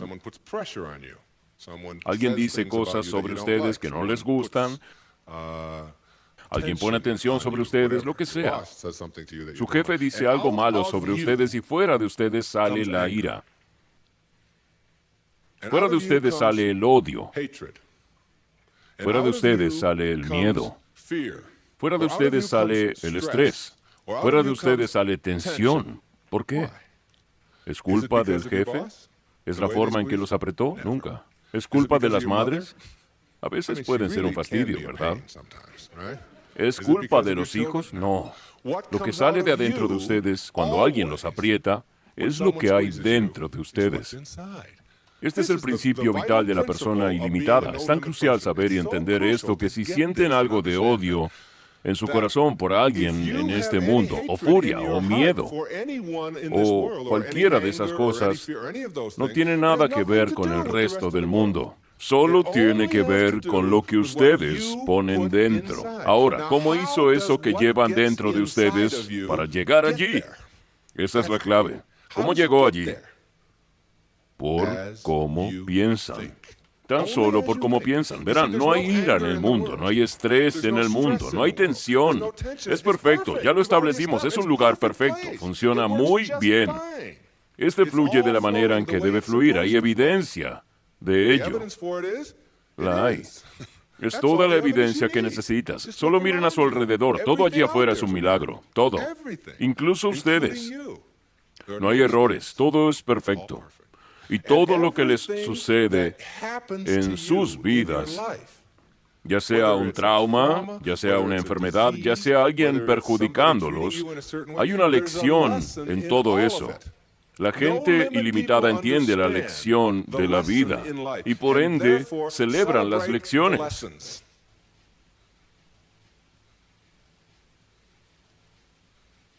Es verdad. Y cuando llegan a ese punto en la vida donde no están fluyendo con lo que se les presenta, culpando a las cosas y especialmente culpando a alguien más, lo escucho todo el tiempo. Ella hirió mis sentimientos. ¿Cómo es posible? ¿Cómo puede alguien herir tus sentimientos? Tus sentimientos vienen de tus pensamientos. Nadie puede herir tus sentimientos sin tu consentimiento. Nadie puede tomarte por tonto. Nadie puede avergonzarte sin tu consentimiento. Estas son elecciones que tú tomas que vienen de tu forma de pensar. Alguien se dirige a ti. ¡Hey, imbécil! Y tú te das vuelta. Yo no se lo conté a nadie. ¿Cómo lo supo? ¿Sí? Entonces culpas a la persona que te llamó de esa forma en vez de decir, esa es solo su opinión, es su forma de ser, y así va por la vida. ¿Y está bien? ¿Están ustedes en una relación? Todo el mundo tiene una relación de alguna forma. En sus relaciones, ¿hay algún problema? ¿Todos tienen relaciones y nadie tiene problemas? Quisiera ceder el micrófono y sentarme a escucharlos yo a ustedes. Todo el que tenga una relación tiene problemas, ¿no es cierto? Ahora, cuando dices, estoy en una relación, tengo problemas. Por lo tanto, algo anda mal. Realmente mal. Bien. Ahora, si estás en una relación y tienes problemas y algo anda mal, debes llamar a un consejero, ¿correcto? Deben llamar a alguien para ayudarlos con el problema. No quieren que este siga. ¿A quién van a llamar? Solo te tienes a ti mismo. Es todo lo que tienes. Puedes ir con un terapeuta cada tanto, pero ellos tienen más problemas que tú. El único consejero que puede ayudarte con tus problemas eres tú. ¿Y quién es ese consejero al que vas a llamar? Como ya dijimos, hay algo mal con esa persona, ¿correcto? Muy mal. Así que ahora van a llamar a una persona incapacitada para lidiar con sus problemas, en sus vínculos. ¿Bien? Es una manera bastante enfermiza de arreglar los problemas. Tendrás a alguien diciendo, "Oh, tenemos un problema, ya no me tocas, yo te invité y no viniste el fin de semana, te llamé y no me llamaste y no lo hiciste, ¿cómo puedes hacerlo?" Ese es el consejero que llamaste. Disculpe, ¿usted va a ayudarnos? No, lo sé, ¿cómo voy a hacerlo? Miren, soy un calvo. Esa es la persona que va a lidiar con tus problemas. ¿Ok? Ahora, ¿qué van a hacer? Pueden cambiar todo eso. Pueden decir, estoy en una relación, tenemos problemas. No hay nada malo en eso. Así son las cosas, ya saben. Mi problema es que tú eres diferente a mí. Y tú piensas diferente a como yo lo hago. Y te comportas diferente a mí. Y hueles diferente a mí. Y tú tienes todas estas actitudes diferentes a las mías. No hay nada malo allí. Son solo cosas. Cuando dos personas se unen en una relación, no tienes dos personas convertidas en una. Si hacen eso, acabarán con dos medias personas. ¿Quién quiere media persona en una relación? Tú siempre serás uno. Incluso si estás casado o involucrado en una relación, tú siempre serás uno, tú siempre serás tú. Un ser único, perfecto y especial, que no está intentando amar, sino que es amor, que vive el amor, que es un ser de amor. Lo mismo si le rezas a Dios, Dios, por favor, ¿puedes ayudarme con mis problemas? Y entonces Dios lo hace por ti. Nunca ha sucedido. Ustedes deben ser Dios. No teman llevar a Dios dentro suyo si quieren sanar. Deben entender que no van a sanar si le están pidiendo a alguien más que los sane. Y pregúntale a cualquier doctor, a cualquier cirujano, cualquiera que esté llevando a alguien a una cirugía y pregúntale qué persona tiene más chances de vivir, de sobrevivir. ¿Será aquel que tiene voluntad de vivir o es aquel que ya se rindió? Y su cirugía es exactamente la misma, ¿bien? Pero la persona que tiene esa voluntad no la puedes definir, no puedes salir y comprar voluntad para aplicar aquí. Es una actitud, es un enfoque, una creencia que puedes hacer algo. Y cuando tienes esa creencia sobre ti mismo, entonces tienes muchas mejores chances de estar bien en tu vida. Y una creencia es todo. No sé si alguna vez lo pensaste. He visto a una pequeña niña de 5 años aprendiendo a nadar. Se aferraba al borde de la piscina queriendo llegar hasta la escalera. Era poco más de 1,5 metros o algo así. Y se soltaba y volvía a aferrarse, se soltaba y volvía a aferrarse. Y finalmente llegó el momento en que se soltó y fue directo.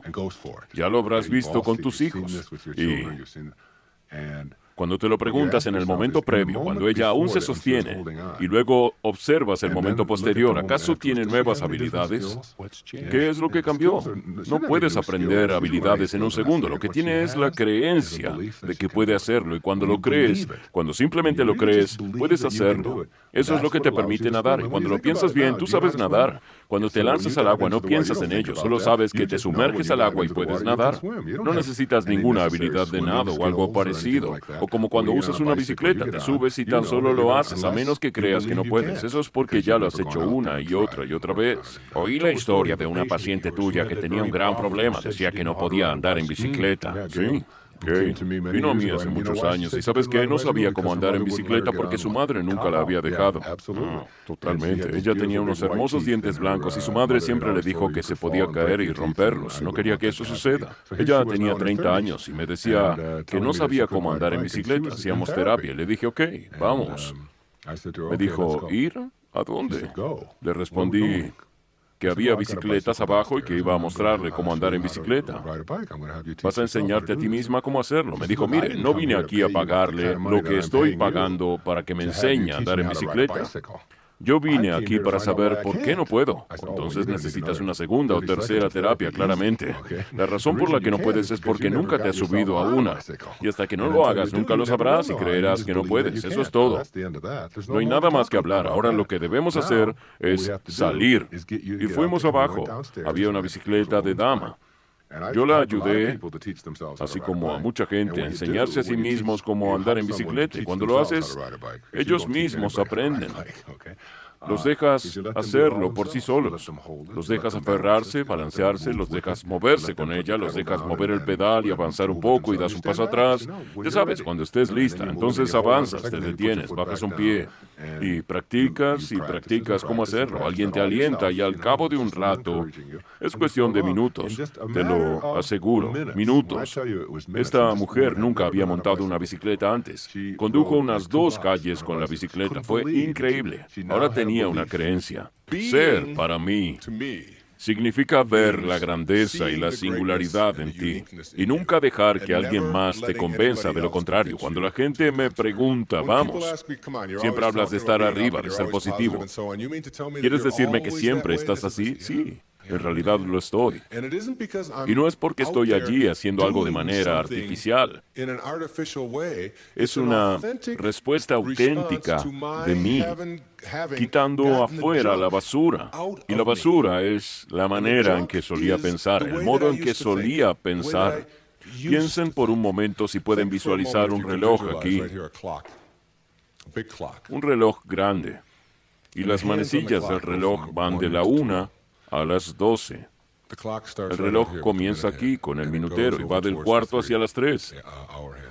Ahí está la hora, el minutero. Ese es el tiempo de tu vida en el que te has alejado de ti mismo, de tu verdadero ser.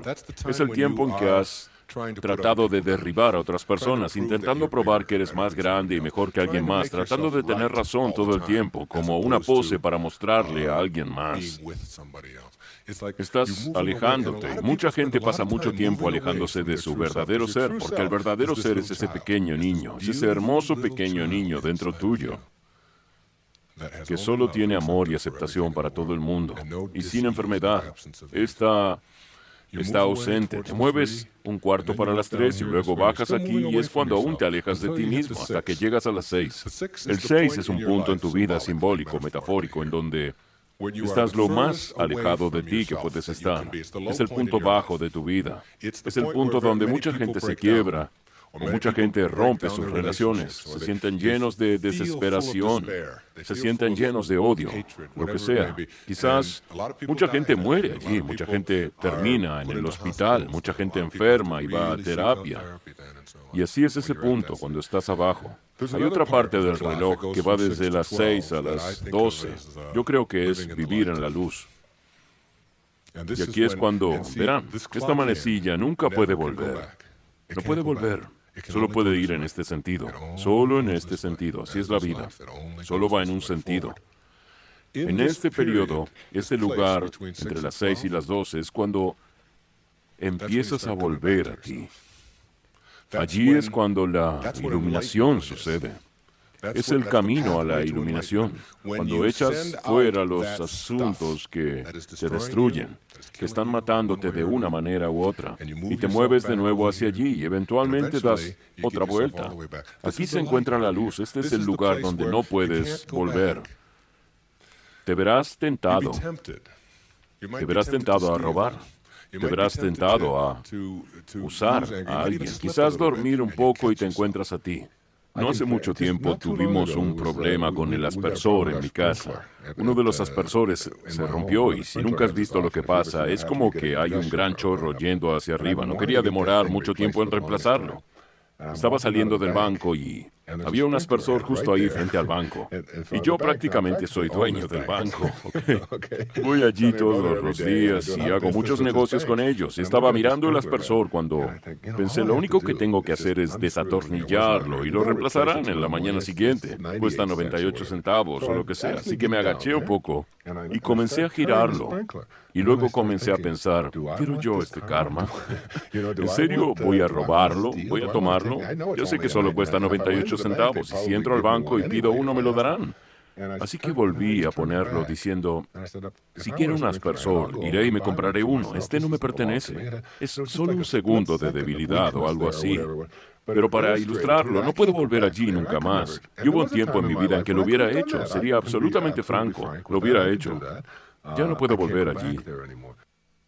Ahí es donde comienza. Ese es el lugar, porque cuando logras salir, cuando todo se ha ido, y quiero decir que desaparezca, el resultado solo se trata de la forma en que piensas. Así que simplemente cambiando, te acercas a la vida. La forma en que piensas la vida. Cuando eso comienza a desaparecer, con lo que te empiezas a llenar es con tu ser natural, que es amoroso y acepta, y no lucha con el universo, sino que vive en él, va con la corriente, y todos los clichés que han escuchado 1000 veces. Esa es la metáfora aquí. Verán, cada vez que intentas volver, no puedes. No puedes hacerlo. Y los ingredientes que hacen a la vida ilimitada son 5, en mi opinión. El primero es calidad antes que apariencias. Tú comienzas a cambiar tu pensamiento sobre las apariencias y cómo lucen las cosas y cómo me ven otras personas, ¿bien? Porque cada vez que te encuentras enojado en la vida por algo, con cualquiera o con lo que hayan dicho, lo que en realidad dices es lo que tú piensas de mí es más importante de lo que yo pienso de mí, ¿bien? Así que dejas las apariencias y piensas en lo que yo llamo calidad. Calidad. ¿Cuál es la calidad de mi vida? En vez de cómo ésta luce ante los otros. Te dices a ti mismo, como a mis amigos no les gusto, significa que hay algo malo conmigo. No, eso es lo que debes aprender. La opinión de otra persona es solo eso. Es su opinión y nada más. Cada vez que estás molesto, o tus hijos están molestos por lo que alguien más dijo de ellos, incluyendo sus pares, lo que en ese momento estás diciendo, y es muy importante, es lo que tú piensas de mí, es más importante que lo que yo pienso de mí. Y nunca debes darle ese poder de control a nadie porque siempre lo tendrán. La parte divertida de la aprobación, para aquellos de ustedes que realmente la quieren, estoy aquí para decirles que me gusta la aprobación, la disfruto, encuentro de lo más emocionante, me encanta que la gente lea mis libros, cuando la gente aplaude, me encanta cuando la gente me dice cosas lindas, me gusta la aprobación. Soy el primero en admitirlo, lo que no hago es necesitar aprobación.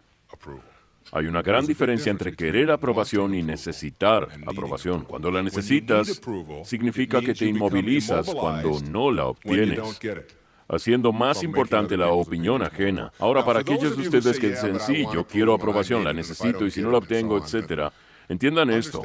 La gente que obtiene mucha aprobación en sus vidas es a la que menos le importa esto. Y los que tienen menor aprobación son los que siempre están queriéndola. Así que si quieren aprobación de la manera paradójica en la que estoy hablando, dejen de necesitarla. Dejen de preocuparse. Pregúntense a sí mismos, ¿quién obtiene la aprobación en sus vidas? Piensen en la persona con mayor aprobación y verán que a esa persona no podría importarle menos lo que piensan los demás. Están tan ocupados siendo que no tienen tiempo para notar lo que hacen los vecinos. Thoreau dice esto: si avanzan con confianza en la dirección de sus sueños y abocados a vivir la vida que han imaginado, se encontrarán con el éxito inesperado en momentos ordinarios, lo que significa es que el éxito no es algo que uno puede obtener en la vida. El éxito es un proceso interno. El éxito es algo que le das a todo lo que haces en la vida. No es algo que extraes de lo que haces.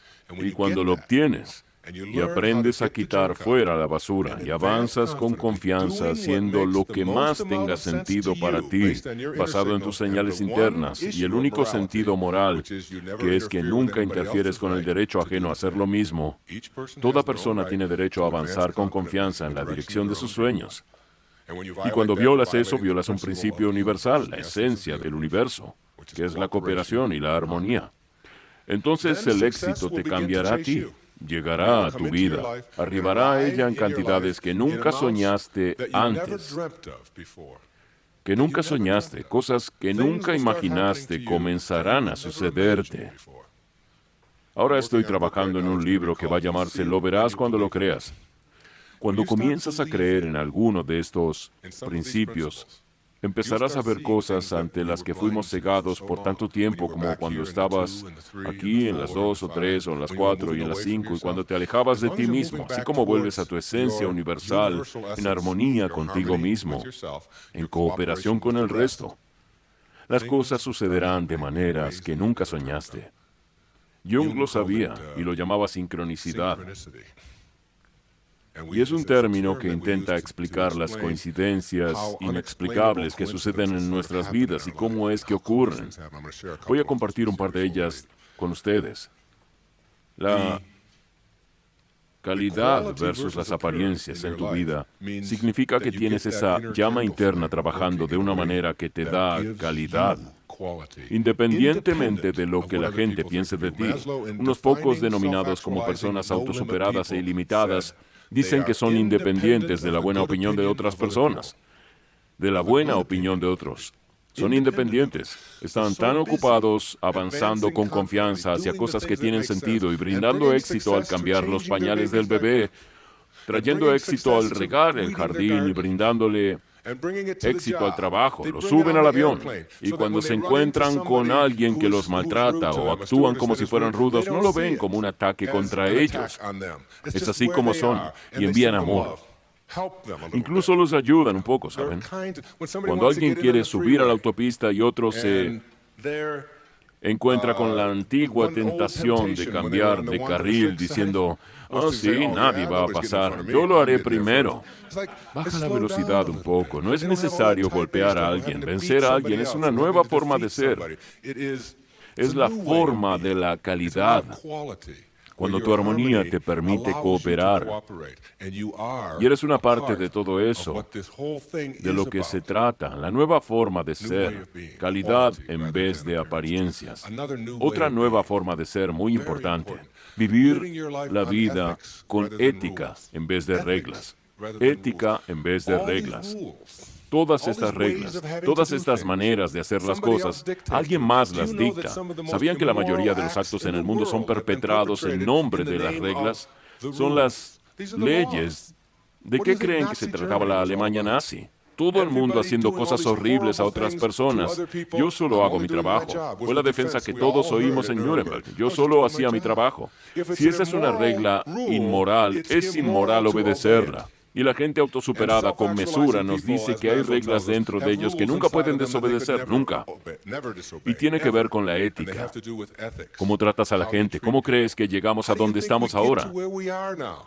¿Saben quién fue Rosa Parks? La mujer negra del sur que dijo, hoy no voy a sentarme atrás de ninguna manera. Yo conozco las reglas, están por todos lados. Si necesitas un recordatorio, hay señales en todos lados. Negros atrás, blancos adelante.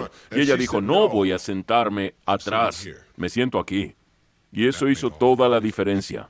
Éticas, no reglas. Cuando sus hijos empiezan a desobedecer reglas que necesitan ser desobedecidas, no se sorprendan. Cuando estuve en la milicia, tenían una política en Guam, donde yo servía, que no permitía a los civiles guameños comprar en los puestos y negocios de la Armada, pero sí permitían a todos los otros civiles comprar allí. Si eras guameño, si tu piel era oscura y tus ojos se veían diferentes, entonces no podías. Una clara violación a sus derechos. Yo cumplía en el servicio de la Armada en comunicaciones, era criptógrafo. Tenían un periódico, el Guam Daily News. Enviaron una invitación a decir lo que piensas. Era un concurso de escribir cartas. Y ofrecían $75 al ganador del primer premio. $75 era 1961. Para mí era una fortuna. Era casi la paga de un mes en la Armada de aquel momento. Así que entré al concurso y sabía que iba a ganar. Yo había escrito una novela para ese momento, una novela completa para cuando estaba en Guam. Ni siquiera sería un concurso. Sentía lástima por los demás participantes y sabía que iba a ganar. Desafortunadamente no me di cuenta de que cuando estás en el servicio y tienes una opinión y no te sometes a la cadena de mando, te pueden llevar ante una corte marcial. Entonces, los titulares de la semana siguiente en el diario de Guam fueron: marinero norteamericano denuncia políticas de discriminación. Una noticia caliente, ¿verdad? Fui llamado ante el vicealmirante comandante de las fuerzas navales y me amenazaron con la corte marcial porque desobedecí las reglas. Aunque la regla fuera inmoral, había muchas como esa. Y cuando entré y me enfrenté a la corte marcial, utilicé mi plan de batalla. No tenían fotocopiadoras en aquella época, así que utilicé mucho papel carbónico. Le escribí una carta al presidente John F. Kennedy. Le escribí una carta al secretario de la Armada y escribí una carta a mi pueblo natal, Detroit, para el Detroit News y una para el Detroit Free Press, contándoles lo que me estaba sucediendo como resultado de expresar mi opinión sobre un acto inmoral que ocurría allí en Guam. Y le mostré mis cartas al vicealmirante de la Armada. Justo ahí, le dije, solo envío una al presidente y al secretario de la Armada. Estas cartas son para los periódicos de todo el país. De hecho, esta es para el New York Times. Simplemente las desparramé delante de él y le dije, si me enjuician, me castigarían de todas formas. ¿Qué va a pasar? Que el mundo va a saber de estas políticas. Y yo estoy preparado, estoy listo. Puedo manejarlo. Tenía 20 años, 21 años entonces. No solo obtuve bendiciones por esto, porque todas son bendiciones para uno, sino que las tuve 90 días antes. Y sellaron mi expediente, IP, porque el presidente la leyó y se la envió al secretario. Nunca oí de él, pero IP en tu expediente significa influencia política. Y a ellos no les gusta nadie con influencia política entre militares. Tan pronto como lo vieron, dijeron, aquí hay alguien a quien vamos a dar de baja muy pronto. No hubo corte marcial. Y en septiembre de 1962, una nueva política se inició en Guam, que permitía a cualquier civil comprar en los puestos navales. Ese fue el resultado de alguien diciendo, estas reglas son inmorales. Y por lo tanto es inmoral obedecerlas. Nuevas formas de ser. Ética en vez de reglas. Y cuando tus hijos quieren saber por qué estas reglas son tan estúpidas, por qué tenemos que hacer esto, aliéntalos a cambiarlas. Mi madre siempre lo hacía, ella siempre me ayudaba a salir de los problemas en que me metía porque lo hacía en mi impaciente juventud. Yo era así, cuando alguien me decía, ¿qué es más importante, tu trabajo o la escuela? Yo solo era honesto. Mi trabajo, por supuesto. Así es como me sentía en esos días. Pero aquello que tú pongas en el mundo es exactamente lo que te volverá. Y si encuentras yendo hacia ti cosas que no te gustan y no comprendes, no te preguntes por qué estas cosas aparecen. Pregúntate qué estás haciendo para que esto suceda. Y cuando comienzas a cargar la responsabilidad sobre ti, empezarás a ver cambios drásticos, dramáticos. Una nueva forma de ser, en vez de reglas éticas. Otra nueva forma de ser. En vez de buscar logros toda tu vida y cosas externas, intenta vivir tu vida en el conocimiento. La búsqueda de conocimiento, conocimiento en vez de logros. Para la búsqueda del conocimiento, estando en un contexto en el que no tengas que recoger un montón de medallas al mérito, no tengas que recoger un montón de premios, ni el juicio de valor de otras personas, en el que vayas a la escuela o salgas al mundo o leas o lo que sea que hagas porque tiene sentido para ti, no porque alguien más lo transcriba en un papel o aparezcas en una lista de clase. Debemos ayudar a los niños a entender y valorar la importancia de la búsqueda de conocimiento y hacer cosas que tengan sentido en vez de tomar el camino fácil. Conocimiento en vez de siempre intentar un logro. Estamos en una sociedad orientada a los logros que nos dice que valoremos y juzguemos a un ser humano basándonos en cuántos logros tiene. Pero para la mayoría de la gente que queda atrapada en esa basura, siempre en ese círculo tratando de salir adelante, la recompensa casi siempre será alta presión sanguínea o muerte prematura. Incluso hallaremos que cosas como el cáncer están relacionadas a la clase de estrés que manejamos. Recuerden, es un universo perfecto, no hay estrés en él. Tan solo es gente teniendo pensamientos estresantes y cuando ponen esa presión sobre ustedes mismos, siempre los logros y adelantarse a alguien más se pierden de lo importante. No hay nada malo con las metas. El problema es enamorarse de ellas, no ser capaz de ser flexible y alterarlas. Si tienes la meta de llegar aquí, de tener $100,000 en el banco, de obtener un ascenso, de tener 2 autos en el garage, cualquiera que sea tu meta, siempre que estés trabajando en esa meta, todas esas cosas en el camino a la meta se llaman afán. Y eso es lo que aprendes. El afán es un nivel muy bajo en el que estar. Cuando llegas a tu meta, porque lo único que conoces es el afán, solo sufrirás de esta enfermedad llamada más. Aumentarás tu meta a $200,000, 4 autos, 2 casas y una esposa más joven. Toda esa clase de cosas. Si tienes una meta y entiendes que cada paso del camino es un momento presente para disfrutar y vivir, entonces la meta no se volverá una obsesión. Yo no tengo ninguna meta en mi vida. La gente me pregunta, ¿dónde vas a estar en 5 años? ¿Qué vas a hacer? ¿Qué es lo próximo? Yo solo recuerdo lo que dijo Lincoln, quien para mí fue la mejor persona que llegó a la Casa Blanca. Él dijo, nunca tuve una política. Yo solo intenté dar lo mejor de mí a todos y cada uno de los días de mi vida. Cuando estuvo allí como presidente de los Estados Unidos. Y creo que hay algo significativo en eso. Uno no intenta planearlo todo para seguir cierto patrón y hacer las cosas de cierta manera. Si solo sigues tus instintos internos y vas con ellos, vives cada momento, la meta llegará por sí sola. Pero si te sacrificas y empujas tu vida a un lado y sufres en el camino para llegar a algún lugar, nunca llegarás allí, siempre te eludirá, porque una vez que lo hagas, querrás más porque es lo único que conoces. El ahora es la forma más pura de cordura.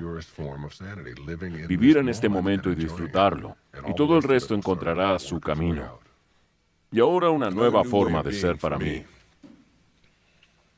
Es pensarse a uno mismo en términos de autoridad personal en vez de ser un autoritario. Autoridad personal. Una persona que tiene autoridad nunca necesita dominar a alguien más. Nunca. Dominar nunca se volvió algo necesario. En los negocios puedes tener autoridad. La gente que tiene mucha autoridad son los que más escuchan, los más conscientes sobre qué tienen para decir los demás. En una relación, las personas que tienen que dominar a alguien más, que tienen que someterlo, muestran que no tienen autoridad porque obtienen su poder no desde adentro suyo, sino basados en a quién pueden controlar. Y eso nunca dura, nunca dura. Lo único que dura es tener poder interior, si es tu voluntad. Conócete a ti mismo, como dijo Shakespeare, conócete a ti mismo. Cuanto más te conozcas, cuanto más honesto te vuelvas contigo mismo, la honestidad se volverá un estilo de vida. No creo que el mundo necesariamente lo haga, pero tú puedes dirigir tu mundo. No puedes dirigir el mundo basado en lo que el resto del mundo quiera o no. Para mí la honestidad es como el karma que esparces por el mundo. Cómo la gente del mundo te trate será su karma. Como reacciones es el tuyo.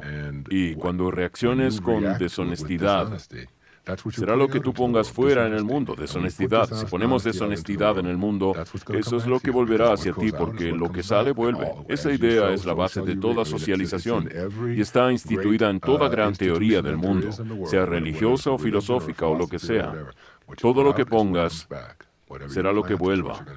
Lo que plantes es lo que obtendrás. Si estás poniendo honestidad, recibirás honestidad, porque estás siendo honesto, no estás tratando de serlo, estás siendo honesto. Eso es lo que volverá a ti, es la base común, y cuando no lo haga, deberás pasar una nueva prueba, ya lo verás. Por último, una quinta forma de ser, que es nueva para mí, porque se transformó en un modo de vida. Se llama serenidad en lugar de adquisiciones.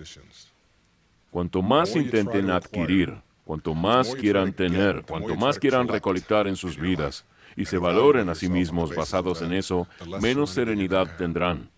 Más es menos. Es casi el secreto del universo. Serenidad significa paz interior. Significa que puedes encontrar dicha en cada momento de tu vida en lugar de siempre estar buscándola. Quiero decir, mientras conduces tu automóvil por el campo. Ya sabes, en lugar de estar diciendo, voy en camino a tal lugar, puedes abrir los ojos y ver con nuevos ojos. Puedes ver las montañas pasar, ver la hierba, ver los ciervos, ver el cielo. Puedes detenerte donde quiera que estés por un segundo, donde sea, y tan solo ver a tu alrededor. Puedes comenzar a apreciar tu ambiente y lo que te rodea. Puedes comenzar a apreciar a la gente que está en tu vida, e incluso con aquellos que son negativos y es muy difícil lidiar. Puedes practicar una nueva forma de estar con ellos. Envíales amor, envíales flores, libros, envíales música, algo. Y solo observa qué clase de reacción obtienes. Es salud supraemocional, es solo una actitud. La actitud es todo. Quisiera hacer un sumario de estas nuevas formas de ser y darles los ingredientes más importantes del sendero que hemos dejado. Dije que eran enfocarse en la calidad de sus vidas en vez de las apariencias, ética en lugar de reglas, conocimiento en vez de logros todo el tiempo, autoridad personal sobre ti mismo en lugar de ser autoritario intentando dominar a alguien más o ser dominado, y serenidad, que es el nombre de mi pequeña niña, mi hija menor, Serena, en vez de adquisiciones y acumulación, tratando de probarte algo. Cuando logras esa serenidad que siempre viene de la manera en que piensas, entonces reemplazarás toda la otra basura que te mantiene aquí entre la 1 y las 6 del reloj. Una vez que lo pasas, una vez que lo haces, nunca, pero nunca volverás. Porque la luz, vivir en la luz, es una forma de ser en la que, si no estás allí, no lo entiendes. Pero cuando lo ves, una vez que se apodera de tu vida, nunca podrás volver. Ese será tu propósito. Tu propósito no será ser amoroso. Tu propósito será ser amor. Y tener solo eso para dar. Bien, pero hay otro ingrediente y es realmente crucial: el perdón. Es el ingrediente vital del camino hacia la iluminación. Y si no saben cómo hacerlo y quieren practicarlo, tomen a la persona o a la gente con quien tienen conflictos en cualquier aspecto de sus vidas. Envíenle algo. No tiene que ser de manera física, solo envíenles algo que venga desde adentro de ustedes. Y lo que está dentro es cómo eligen pensar. Si pueden lograr ese amor y hacerlo, para mí esa es la prueba. No amar a alguien cuando huele bien, cuando hace todo lo que tú deseas, sino amar a alguien que envía odio o angustia a tu vida y enviarlo de vuelta. No necesitan olvidar, no necesitan volver, pero necesitan sacarlo de ustedes, porque los estará oscureciendo y deteniéndolos. Y cuando digo lo verás, cuando lo creas, toda mi vida quise escribir ficción, una parábola. 3 o 4 años atrás decidí ir hasta Hawái, a Maui, a Kauai Poly Beach y escribir. Ahora, los libros que marcaron una diferencia en mi vida fueron El Principito, Cándido, Siddhartha, Juan Salvador Gaviota, Ilusiones, Alicia a través del espejo, Los viajes de Gulliver, parábolas, aleccionadoras, historias que dejan un mensaje. Fui a Maui y me senté en la playa. Y estuve hablando sobre escribir eso, hablando sobre hacerlo. Y había algo que... Tengo una pequeña niña, su nombre es Sky, S-K-Y-I. Decidí voltear las letras de su nombre, E-Y-K-S, y agregar una I que simboliza yo, Aikis. Y creé esta parábola de una mujer que se llama Aikis, quien vive en otro planeta, el planeta Urano. Es una imagen duplicada en espejo de la Tierra, donde solo ella puede ver las cosas como son, no como nos gustaría que sean. Por ende, la gente de Urano es neurótica porque deben serlo. Ella da un reporte de ansiedad, porque la ansiedad realmente ataca allí y la ansiedad llega los fines de semana. Bien, mi visitante en mi parábola viaja a Urano, conoce a Aikis Y ella no puede entender cuando le describen la Tierra. ¿Por qué la gente sería neurótica por elección en la Tierra? Puede estar infeliz o deprimido sin un porqué, si la ansiedad no ataca. Y cuando los elevadores no te asustan realmente, si quieres un complejo en Urano, si quieres regalarle uno a tu esposa, vas a la tienda y le compras uno. Ella dijo, bueno, mi esposo me regaló un complejo. En la Tierra si tienes un complejo es porque tú elegiste tenerlo. Ella no puede imaginarlo. Así que viene, observa a nuestra gente y comienza a ver los secretos del universo y nos entrega estos secretos. Habla con los mayores líderes de la Tierra y esa fue mi parábola. Y la escribí para darles todos estos maravillosos secretos. De algunos estuvimos hablando esta noche. Pero lo que quiero decirles es que mi esposa me regaló una matrícula y la placa dice IKIS, ¿ok? Es una matrícula personalizada y estaba comprando gasolina en una ruta federal en Florida. Y un pequeño hombre de Grecia se acercó y me dijo, ¿qué significa Ephies? Lo pronunció en griego. Le dije, es el nombre de mi hija, escrito al revés, es una parábola que escribí. Y me dijo, no, es una palabra en griego. Le pregunté qué palabra y me respondió, significa los mejores deseos para todos. Lo verás cuando lo creas. El gran, enorme sustantivo erróneo, la zona cósmica errónea. Si entienden esto, cuando lo hagan, entenderán todo. No hay un camino hacia la felicidad. La felicidad es el camino. Vivimos en un mundo obsesionado con las celebridades, ¿cierto? Mírame, fíjate en mí. El Tao enseña completamente lo opuesto. Escucha el verso 66. El agua nuevamente. El mar se mantiene abajo y por eso todos los ríos y todos los arroyos desembocan en él, porque se mantiene humilde, porque se mantiene en ese lugar en el que todo viene a ti. Estaba enseñándonos la importante lección de dejar que lo que sabemos que viene venga a nosotros.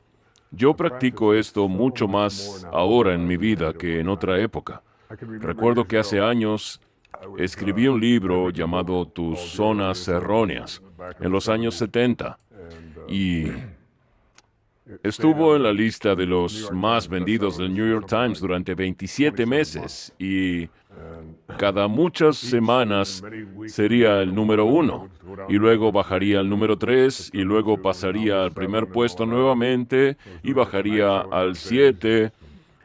Y yo estaba haciendo The Tonight Show de forma regular, y muchos de los otros programas hacía apariciones. Merv Griffin, Phil Donahue, Dinah Shore. Me convertí en un habitual de Dinah Shore. Me codeaba con Burt Lancaster, amigos, y ya sabes. Lo que haces es llamar y averiguar dónde aparecerás en las listas de los más vendidos la semana siguiente, el miércoles. Llamas el miércoles. No para el domingo que viene, sino para la semana que viene. Y bien, llamé a casa y mi ego era bastante fuerte y se me notaba mucho.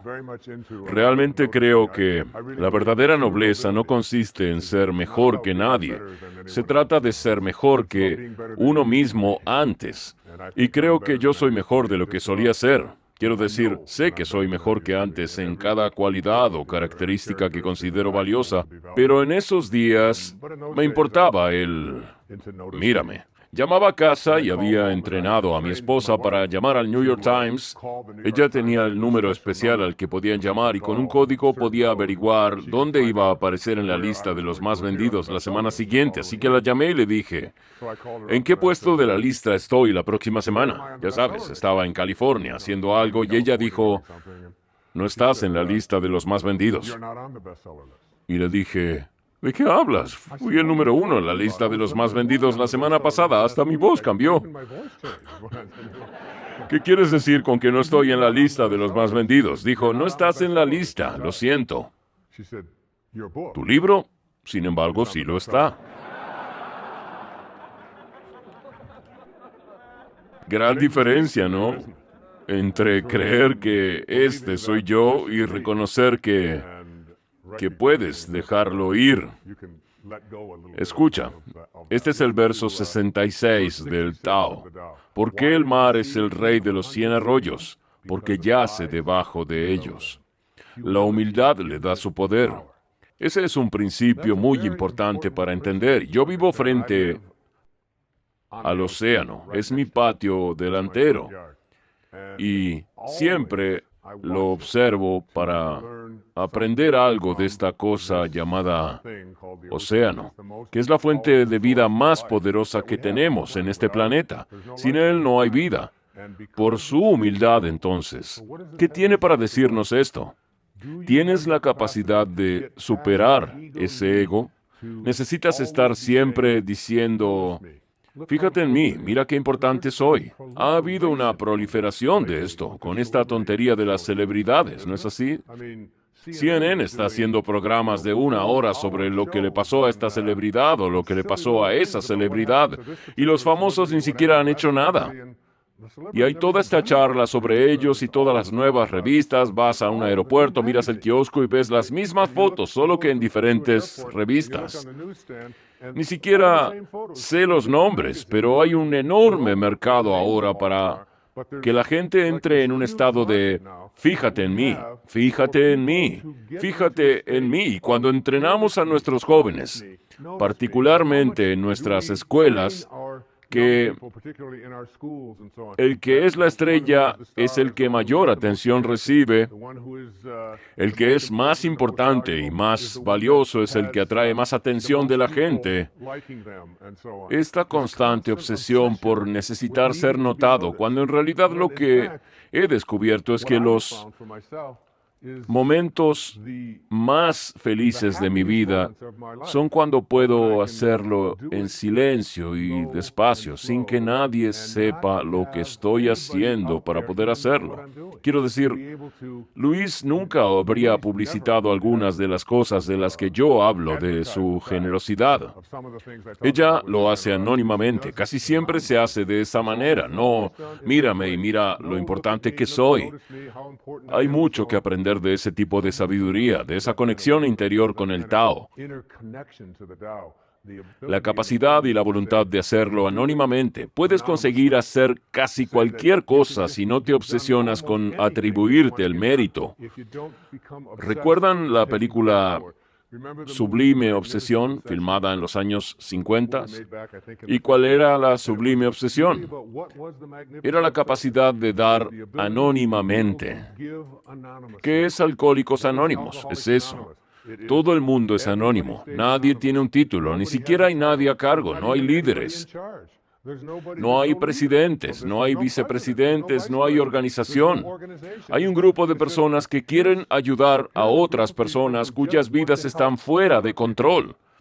Y ahí hay un lugar de encuentro, y tú vienes, y algún día alguien lo presidirá, y luego otro día otro lo hará.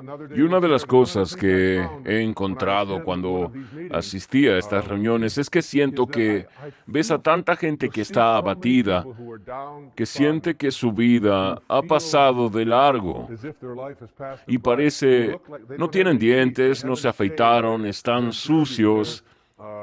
Dios disfrazado. A la Madre Teresa le preguntaron qué hacía cuando estaba en Calcuta y dijo: todos los días veo a Jesucristo en todos sus penosos disfraces, todos sus disfraces angustiosos. Puedes ver el origen, puedes ver el Tao. Se puede ver particularmente en aquellos que son los más oscuros, los más aislados de todo lo demás. Y cada vez que voy a una de esas reuniones y escucho a la gente contar sus historias, siempre siento que hay tanta presencia del origen, de Dios, del Espíritu, de Lao Tzu, de Tao, como quieras llamarlo, en esas reuniones, como nunca he sentido en ninguna iglesia. Nunca lo he sentido tanto. Y los animo a todos los que estén viendo esto que vayan a esas reuniones. No tienes que ser alcohólico, no soy un alcohólico, no me reconozco como un alcohólico, nunca estuve fuera de control. Bebí, pero no estaba fuera de control, y Pero todavía voy a esas reuniones. Tengo personas en mi propia familia que han luchado con adicciones. Y voy con ellos y me siento allí y escucho esas historias y me dan escalofríos en la espalda cuando pienso en lo hermoso que es estar en presencia de personas que lo único que quieren es ayudarse mutuamente.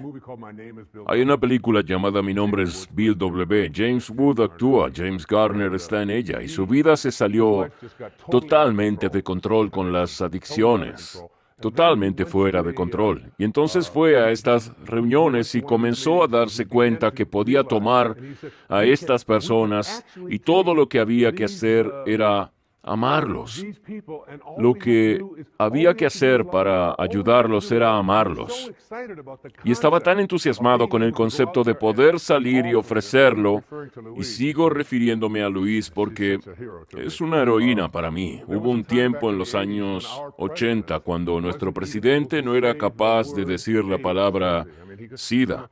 Y aquí estaba esta señora que antes de que esto se convirtiera en el fenómeno mundial que es, estaba teniendo reuniones en su propia casa y yendo y trayendo a estas personas oprimidas que habían sido etiquetadas como parias en la sociedad y ofreciéndoles un lugar para aprender y amarse y cuidarse mutuamente. Y esto fue mucho antes de que existiera un estatus de celebridad asociado con el intento de acabar con esta horrible crisis que tiene nuestro país y nuestro mundo.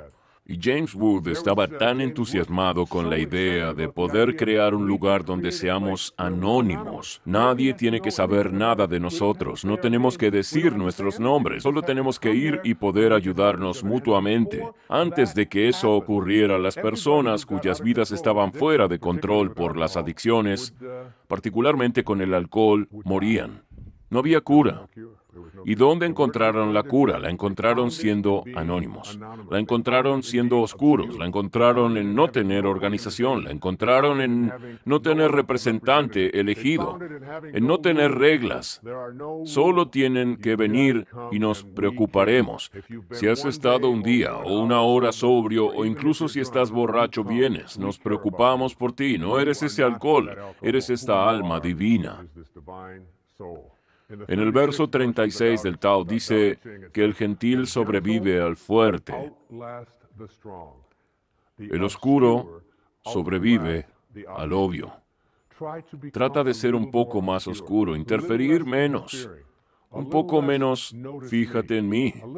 Una de esas cosas que puedes hacer cuando alguien habla y tú estás a punto de expresar lo que pensaste todo el tiempo esperando a que te dejen hablar, simplemente para, muérdete la lengua y di, cuéntame más. Oh, eso es muy interesante. Nunca he escuchado ese punto de vista. Incluso si están totalmente en desacuerdo con todo lo que defiendes, es el estar dispuesto a escuchar. Practíquenlo. Lo practiqué cuando hice estos versos del Tao. Lo practiqué todos los días mientras trabajaba en eso. Solo permanecer en la oscuridad. Y para mí, eso no es siempre tan fácil debido a que me reconocen donde quiera que vaya. Y si viera a alguien que estuviera a punto de reconocerme, simplemente bajaría la cabeza y pasaría por delante de ellos como, ahora mismo, solo quiero ser anónimo. Quiero ser oscuro. El Tao dice que las tormentas siempre terminan. Verso 23. Los vientos feroces no soplan toda la mañana. Un aguacero no dura todo el día. ¿Quién lo hace? El cielo y la tierra. Tú ya estás conectado a todo lo que quieres o necesitas. Llegará a ti en el momento perfecto, como los ríos y los arroyos llegan al océano en el momento y lugar perfectos. Tienes que confiar. Tienes que saber que va a venir. No tienes que perseguirlo. Puedes obsesionarte un poco menos con tu ego y tu importancia y con quién eres y lo que has hecho y puedes hacer mucho, mucho más. ¿Y sabes cuál es la manera más pacífica, dulce y deliciosa? Es como la canción que Cecil cantaba sobre la rosa. Hay una energía en el universo, hay algo que está en todos y cada uno de nosotros, y también está en el universo, y tú estás conectado a él de una manera que a menudo se percibe como alejada de nosotros porque es invisible, porque está en el mundo de lo que llamamos espíritu. el mundo que no es material. Y me gustaría sugerirte que suspendas tu incredulidad, que te permitas saber que no eres un ser humano teniendo una experiencia espiritual, sino que es al revés. Eres un ser espiritual teniendo una experiencia humana.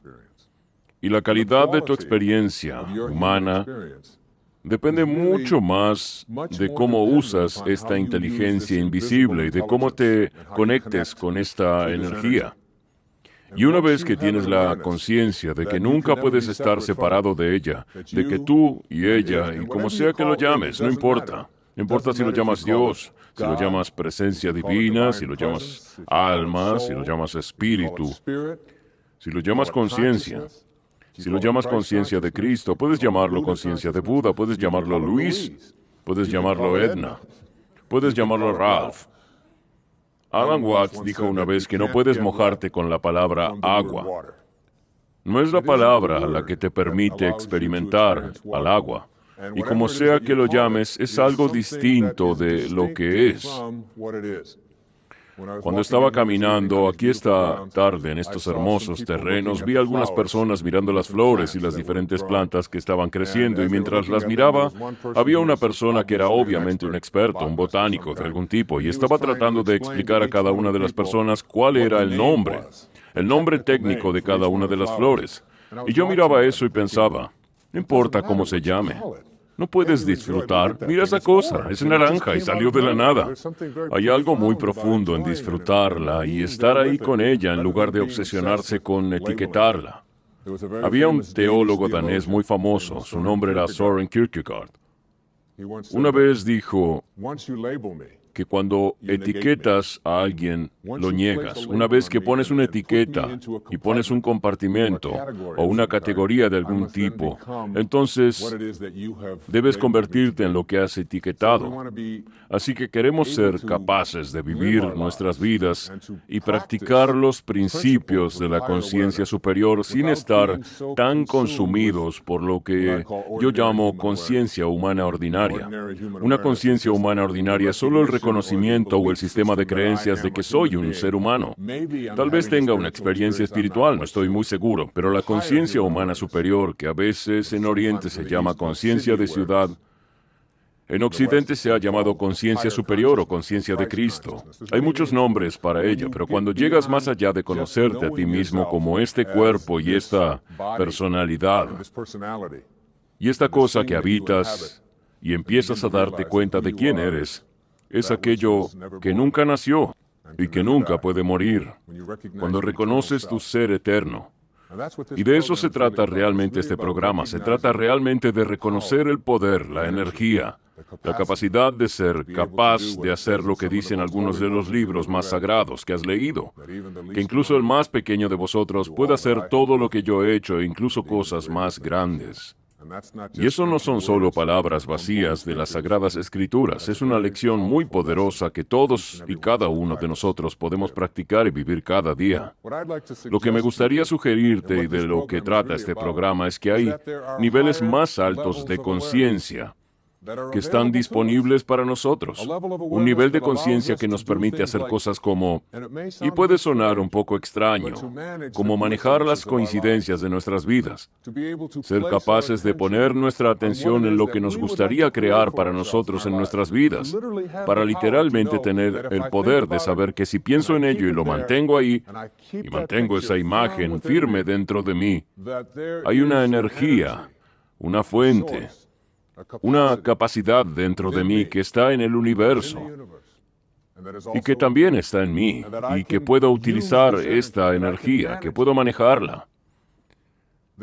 Hay muchas maneras de conseguir las cosas que queremos para nosotros en nuestra vida, pero básicamente todo comienza con la forma en que elegimos pensar. Como pienses, así serás. 7 pequeñas palabras que creo que son quizás las cosas más importantes que podemos aprender y dominar en nuestras vidas. Este viejo proverbio dice que me convierto en lo que pienso durante todo el día. Y una vez que sabes que lo que piensas es lo que se expande, empiezas a tener mucho cuidado con lo que piensas. No permites que tus pensamientos estén en algo que no quieras o que no quieras que se manifieste o aparezca para ti en tu vida. Emerson dijo que el ancestro de cada acción es un pensamiento. Y puedes mirar todas las tradiciones espirituales, ya sean orientales o occidentales, ya sean antiguas o modernas, ya sean civilizadas o del mundo incivilizado, ya sean tribales. Y hay en todas estas creencias esta idea de que dentro de todos y cada uno de nosotros, en un lugar que no es material, en un lugar que no tiene dimensiones y un lugar que no tiene límites, que en todos y cada uno de nosotros tenemos este poder y tenemos esta inteligencia y nunca se puede ver. A menudo he dicho que cuando mueres, si vas a morir 5 minutos antes de que estés listo para irte, pesan tu cuerpo. Y digamos que pesa, elijamos un buen número, 150 libras, ¿bien? Entonces, la vida abandona tu cuerpo. Y pesan tu cuerpo instantáneamente después de tu muerte. Y sigue pesando 150 libras. Así que si tu cuerpo pesa lo mismo, vivo o muerto, antes de empezar a deteriorarse, si ese es el caso, entonces tu vida, esta cosa que sale de tu cuerpo mientras sigue pesando lo mismo, no tiene peso. Tu vida es ingrávida. No puedes ponerle una dimensión, no puedes ponerle una medida. ¿Quién eres? Es esa vida. Y esa vida no está en la dimensión de lo material.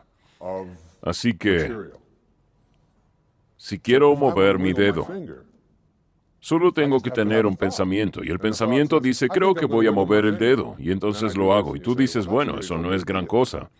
Pero sí lo es, porque hay algo invisible aquí que dice, voy a mover mi dedo. Nunca he visto eso, nunca he sido capaz de...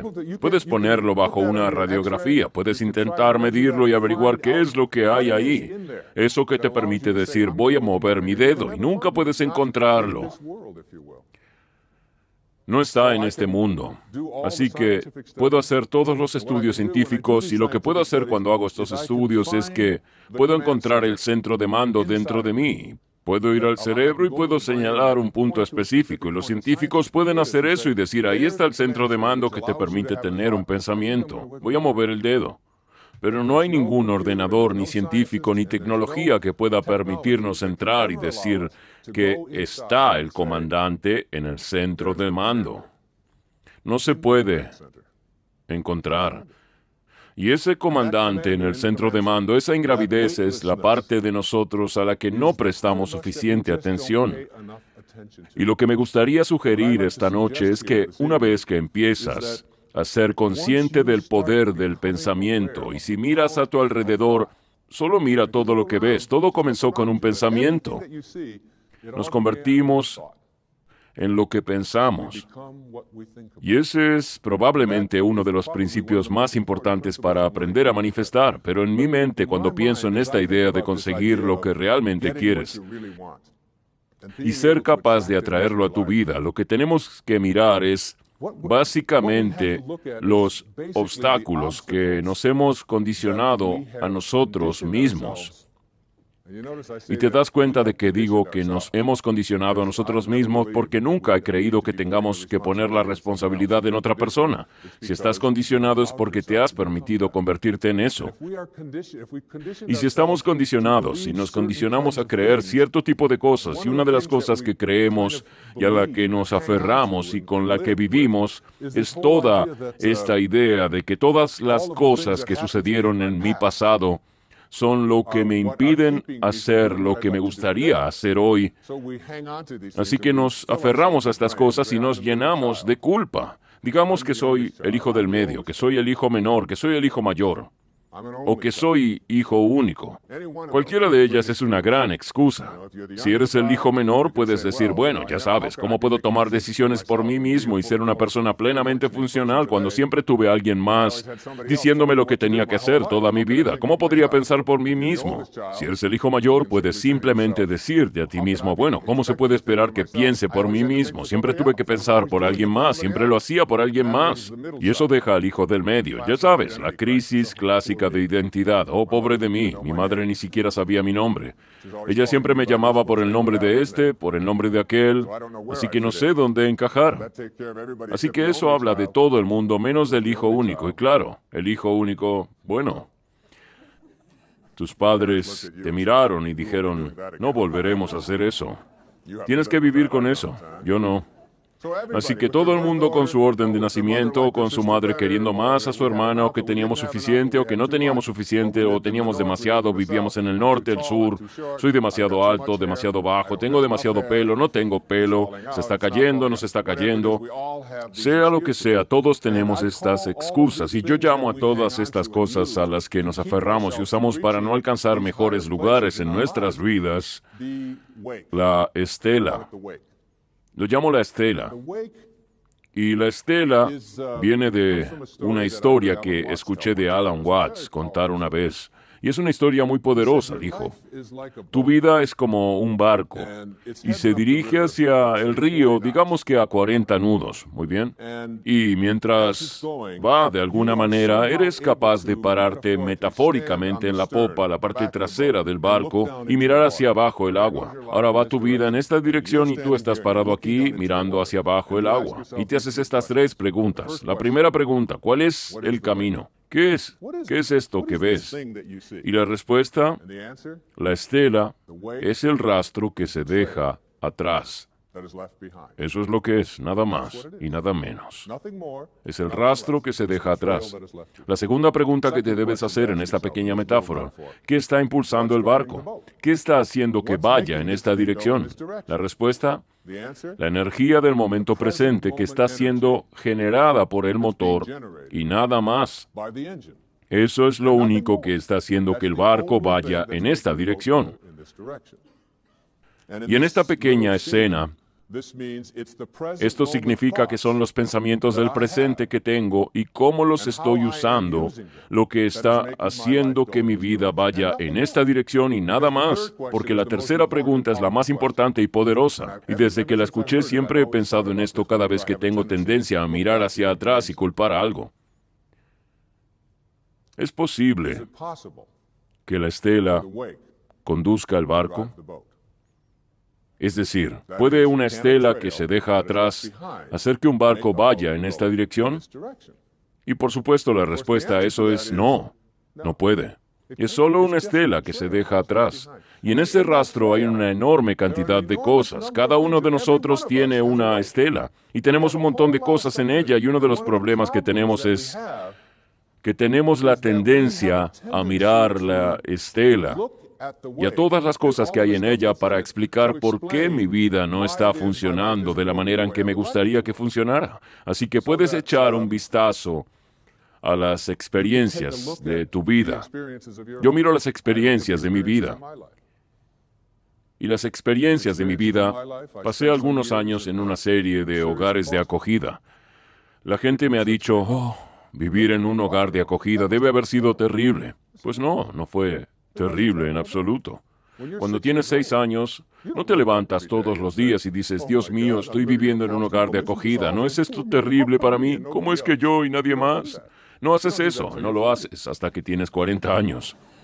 Y cuando tienes 40 años y tu vida no funciona y estás en bancarrota y eres un drogadicto y estás cayendo, tus relaciones se están desmoronando y tu familia te está dejando y dices, ¿por qué te está pasando esto? ¿Es así? ¿Qué esperas de mí? Tuve que vivir en una casa de acogida. A mi madre le gustaba más mi hermana. Pasaba esto y así es como echamos un vistazo a todas estas cosas a nuestro paso. Y no estoy diciendo aquí que no debas estar en contacto con tu pasado y con todas las cosas que hay allí, pero usarlo como excusa de por qué no puedes llegar a donde te gustaría llegar es algo que, si haces eso, nunca llegarás a este lugar del que estoy hablando en este programa, que es este lugar que llamo conciencia superior, más allá de la conciencia humana ordinaria. Una de las lecciones más poderosas que puedes aprender, yo tuve que aprender cuando era joven. Mi propio padre fue un hombre que se fue. Se fue de casa cuando yo era solo un bebé. Dejó a mi madre, ella está sentada aquí mismo. 107 años, ¿no? Tiene 107. 82 años. Sin embargo, y con 3 niños pequeños, y todo lo que había escuchado cuando se fue esta persona de la que me hablaron mis hermanos mayores y que cuando mi madre volvió a reunir a la familia cuando yo tenía 9 años, hizo todo lo que pudo para formar una familia de nuevo con todas las dificultades. Este es un hombre que nunca hizo una llamada telefónica, que nunca envió un centavo, que pasó un tiempo en la cárcel, que era un alcohólico que murió de cirrosis del hígado a la edad de 49 años y fue enterrado en la tumba de un indigente en Biloxi, Mississippi. Y no fue hasta que fui a su tumba y pude pararme allí. Y solía soñar con este hombre y tener este enorme odio por esta persona que nunca había visto, solo basado en lo que le había hecho a mi propia madre y a mis hermanos y así sucesivamente, y todas las historias que había escuchado y toda la investigación que había hecho. Terminé en su tumba 10 años después de su muerte, cuando finalmente supe que había muerto. Fue el 27 de agosto de 1974. Y lo que hice transformó mi vida. Lo que hice es que creo que fui enviado allí por Dios, o como quieras llamar a ese espíritu divino, la presencia divina.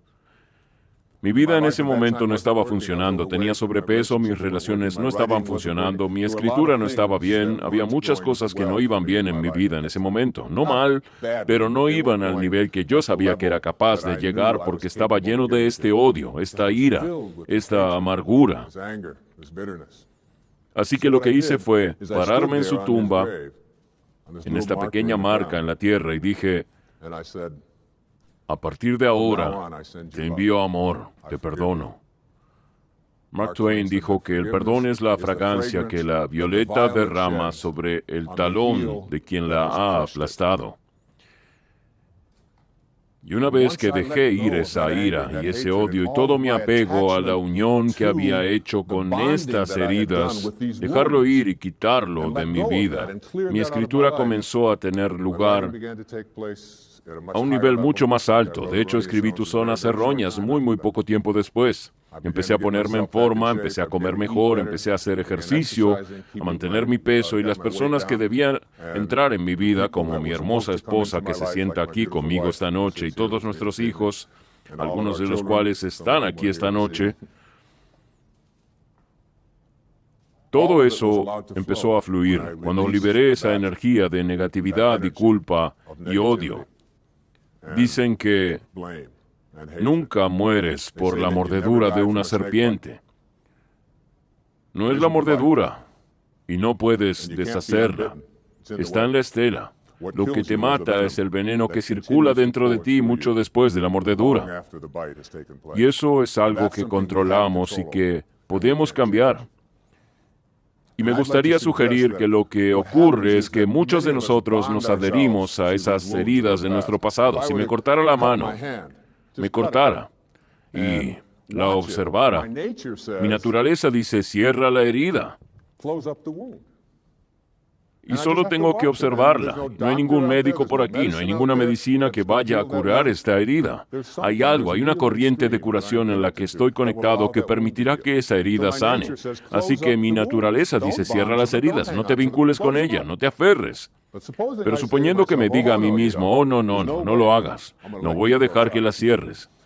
Mira, si puedo mantenerte abierto, puedo ir a ti y decir: mira esto, ¿qué ha pasado? Mira este tipo, pobrecito, mira eso. Hey, parece que está empeorando, se está infectando, ¿no es terrible?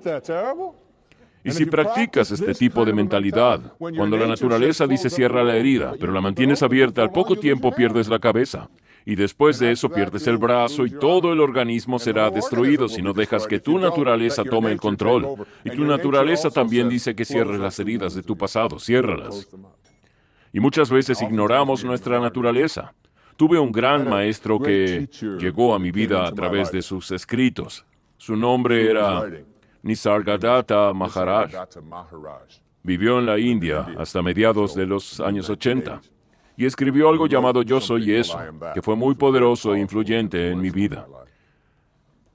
Y una de las cosas de las que hablaba cuando se le hizo la pregunta, ¿cuál es la diferencia entre, digamos, un santo o un ser humano altamente funcional, un maestro espiritual, un profesor espiritual y el resto de nosotros? ¿Es que tienen amor incondicional en ellos y tú no lo tienes o no lo tenemos? Y él dijo, no. Dijo que los santos tienen amor incondicional en ellos y tú también.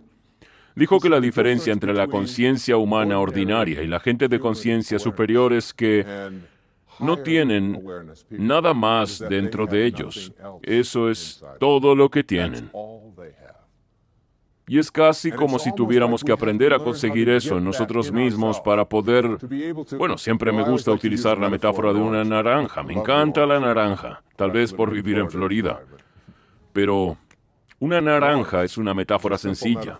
Tomas esta naranja, la exprimes al máximo, y te preguntas, ¿qué saldrá? ¿Y qué sale cuando exprimes una naranja? Su jugo. No importa cuántas veces la exprimas, ¿saldrá jugo de manzana? No hay errores. Nunca saldrá jugo de pomelo de esta cosa, nunca. Lo único que saldrá es jugo de naranja. Y la siguiente pregunta es, ¿por qué jugo de naranja? Una vez hice esta pregunta en Toronto y una niña que estaba sentada dijo, eso es una tontería. Es lo que hay dentro. Tiene que salir. Yo dije, bueno, esa es la respuesta. Eres realmente inteligente. Y ella sonrió y pensó que era genial.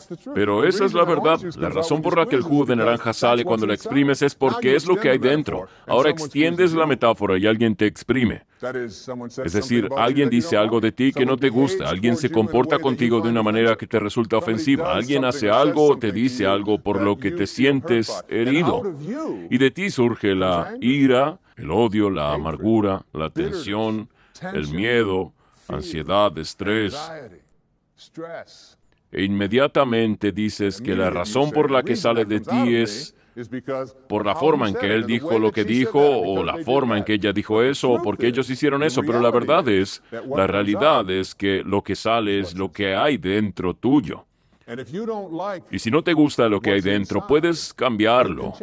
Ahora, si me preguntas cómo llega el jugo de naranja al interior de una naranja, diría que no lo sé. No puedo entenderlo. Es un misterio para mí. Simplemente disfruto de las naranjas de mi vida y le doy a Dios el crédito por ello. Mucha gente piensa que otras cosas los hacen ser como son. Culparán a su pasado, culparán a sus padres, culparán a la economía, culparán a la ayatolá, culparán a alguien por las cosas que van mal en su vida. Y una de las cosas favoritas que tenemos para culpar de por qué estoy molesto en un momento determinado es el tráfico. El tráfico me altera. Y siempre me he recordado a mí mismo cuando estoy en un atasco, cuando estoy en la autopista o tratando de llegar a algún lugar. Al tráfico no le importa que tengas dentro de ti la oportunidad en este momento de trabajar realmente en estas cosas que quizás están debilitándote o creando ansiedad o estrés en tu vida, pero son pruebas, son oportunidades para ti. Al tráfico no le importa. Tu enfado es tu elección y siempre puedes elegir ser feliz a estar enfadado, deprimido, miserable, molesto, o puedes elegir sentirte realizado y hacer algo positivo en este momento. Siempre depende de ti. Me gustaría darte lo que considero que son las grandes enseñanzas espirituales de muchas y variadas creencias. Hay una historia que lo resume todo. Es la historia de lo que yo llamo los 4 filántropos en una aldea que los conquistadores habían atravesado y habían tomado a todos los hombres, o a muchos de los hombres que eran guerreros en ese momento, y los habían colocado en este campo de prisioneros de guerra justo en la aldea. Y muchos de los aldeanos sabían que sus compatriotas estaban encarcelados, y el primer filántropo era una persona que tenía una gran riqueza. Y fue a la gente que tenía la prisión y estaba a cargo de ella y les dijo, tengo entendido que los hombres no pueden tener agua fresca y agua fría. Me gustaría donar todas mis ganancias y todo lo que tengo para purificar el agua para ellos y asegurarme de que no se enfermen. Y se lo concedieron. Y sintió que había cumplido su destino, que había hecho aquello para lo que estaba aquí.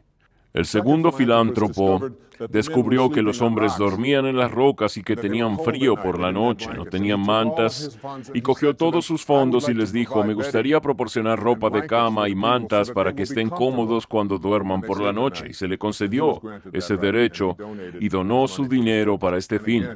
De nuevo sintió que estaba cumpliendo su destino.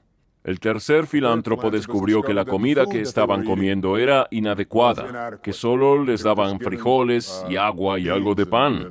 Y entonces dijo, tengo una granja que me gustaría cultivar y darle toda mi comida, y me gustaría llevar esta comida a todos estos prisioneros. Y se le concedió ese derecho. Y estos tres grandes filántropos del pueblo sintieron que realmente habían completado su misión por la que estaban aquí. Pero el cuarto filántropo era un santo, no vivía en la conciencia humana ordinaria, sino en niveles de conciencia más elevados. Y fue y averiguó dónde estaban las llaves. Fue a la prisión por la noche y liberó a todos los prisioneros. Esta pequeña historia realmente nos dice que cuando estamos viviendo en la conciencia humana ordinaria, no hay nada malo con aquellos que están ahí afuera y pueden ayudarnos a sufrir con comodidad, ¿verdad? Y muchos de nosotros hemos aprendido a hacer eso y a aceptarlo y decir, muy bien, mientras esté cómodo, aunque esté sufriendo, está bien.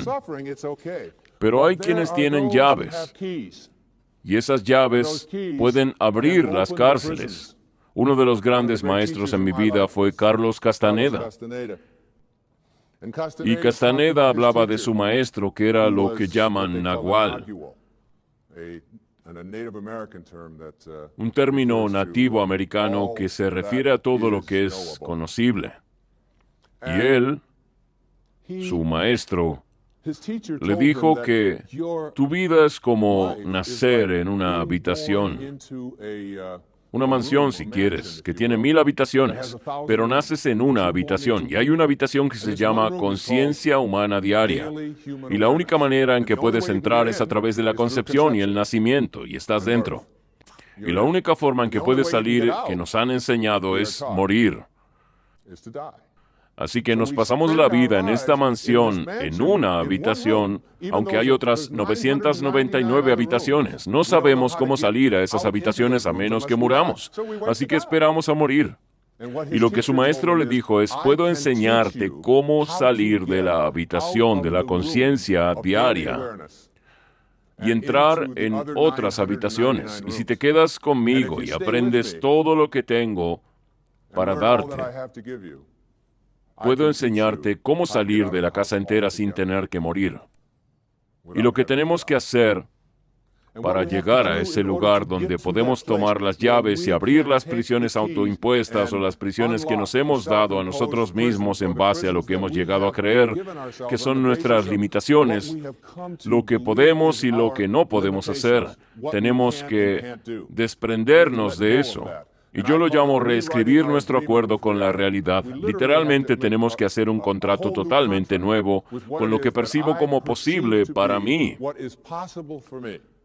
Y para hacer eso, tenemos que salir de las cosas en las que hemos llegado a creer. Y todo lo que viniste a ver esta noche, a este programa, y en lo que crees que te fue entregado por alguien más, te fue entregado por las experiencias o el testimonio de alguien en el pasado, y porque viene de afuera de ti, todavía hay un elemento de duda. Este elemento de duda no es malo, pero te impide alcanzar niveles más altos, porque lo que piensas es lo que se expande. Y si piensas en la duda, entonces la duda es lo que se expande. William Blake dijo, si el sol y la luna dudaran alguna vez, se apagarían inmediatamente. Entonces, ¿cómo superamos lo que creemos o lo que nos han transmitido y seguimos honrando y agradeciendo a todos los maestros y a toda la gente que nos han precedido? Lo que tenemos que aprender es a soltar esa conciencia tribal y a cambiar lo que yo llamo un conocimiento. Hay una gran diferencia entre lo que crees y lo que sabes. Todo lo que sabes es algo con lo que has hecho contacto consciente. Contacto consciente. Así que no hay nadie ahí afuera mirando, no hay nadie en este mundo que sepa nadar, que lo haya aprendido porque alguien le ha dicho que sabe nadar, o porque haya visto a Mark Spitz atravesar el agua, o porque haya observado a otras personas haciéndolo. Puede que te quites algunas dudas, pero nunca sabrás nadar hasta que te metas en el agua y te pongas a nadar unas cuantas veces y lo hagas. Entonces tendrás conocimiento, y ese conocimiento es algo que nunca perderás, al igual que montar en bicicleta o bailar la Macarena o hacer una tarta de merengue de limón o cualquier cosa que sepas hacer. Es porque has hecho un contacto consciente. Y me gustaría sugerir que hay una gran diferencia entre saber sobre una presencia divina, saber sobre una conciencia sagrada, saber sobre Dios y conocer a Dios. Hay una gran diferencia. Al igual que hay una gran diferencia entre saber la posibilidad de ser capaz de curarme de algo que me está molestando, quizás un proceso de enfermedad. Tal vez crea que es posible porque he leído a otras personas y he escuchado a otros decirlo, y he leído el testimonio y he escuchado las cintas y he ido a los seminarios, pero hasta que no hayas hecho un contacto consciente con ello, nunca lo sabrás. Y me gustaría sugerir que hay un poema maravilloso. Me gustaría compartir este poema con ustedes. Está escrito por una mujer maravillosa.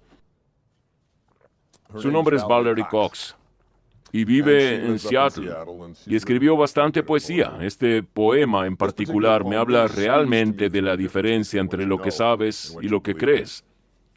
Sumérgete en estas palabras.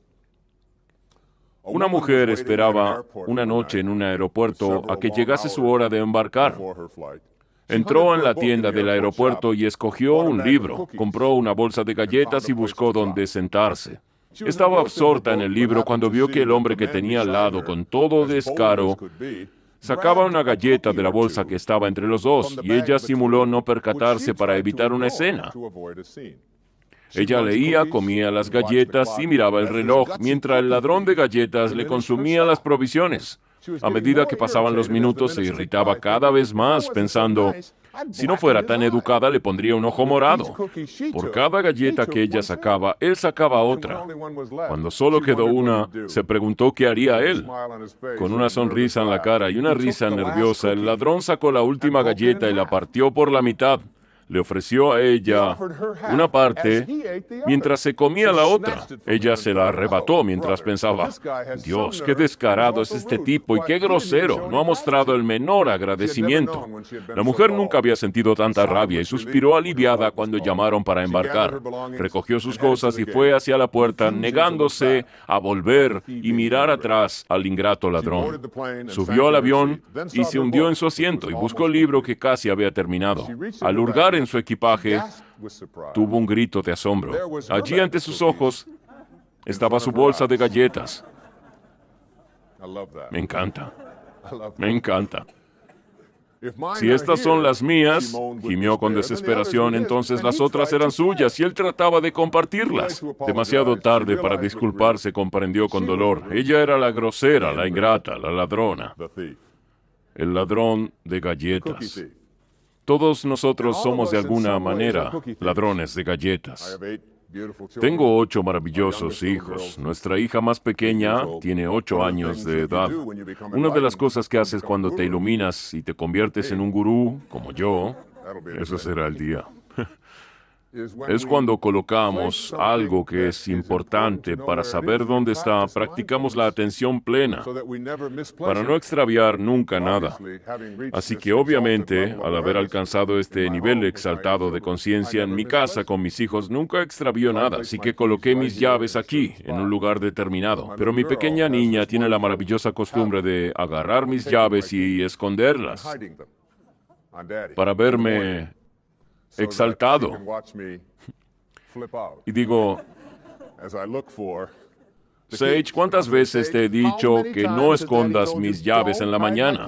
Pero papá, me has dicho que no lo haga. Yo no escondo tus llaves. Vamos, dime dónde las pusiste. La última vez estaban en tu casa de muñecas. ¿Dónde las pusiste? Papi, me dijiste que no lo hiciera. Entonces, por supuesto, a mi hija de 12 años, Serena, le encanta asumir esta postura y me ve levantar la voz para decir, me pregunto qué pensaría toda esta gente del Señor positivo si pudieran verlo ahora mismo. Recibo muchos recordatorios de ella, así que me rindo y digo, mira, cuando vuelva quiero esas llaves aquí. Así que me voy, me pongo la ropa, meto la mano en el bolsillo y ahí están mis llaves. Justo donde las dejé la noche anterior, en el bolsillo. Y hay una fina línea entre ser un gurú y ser un idiota. Probablemente he cruzado esa línea más veces de las que debería admitir aquí en la televisión. Pero esta idea de ser un ladrón de galletas y crear un saber es algo. Hicimos una beneficencia junto con mi esposa hace un par de años, con un hombre Maui, cuyo nombre es Michael Kernoff, que había sido herido en un accidente. Es tetrapléjico o parapléjico.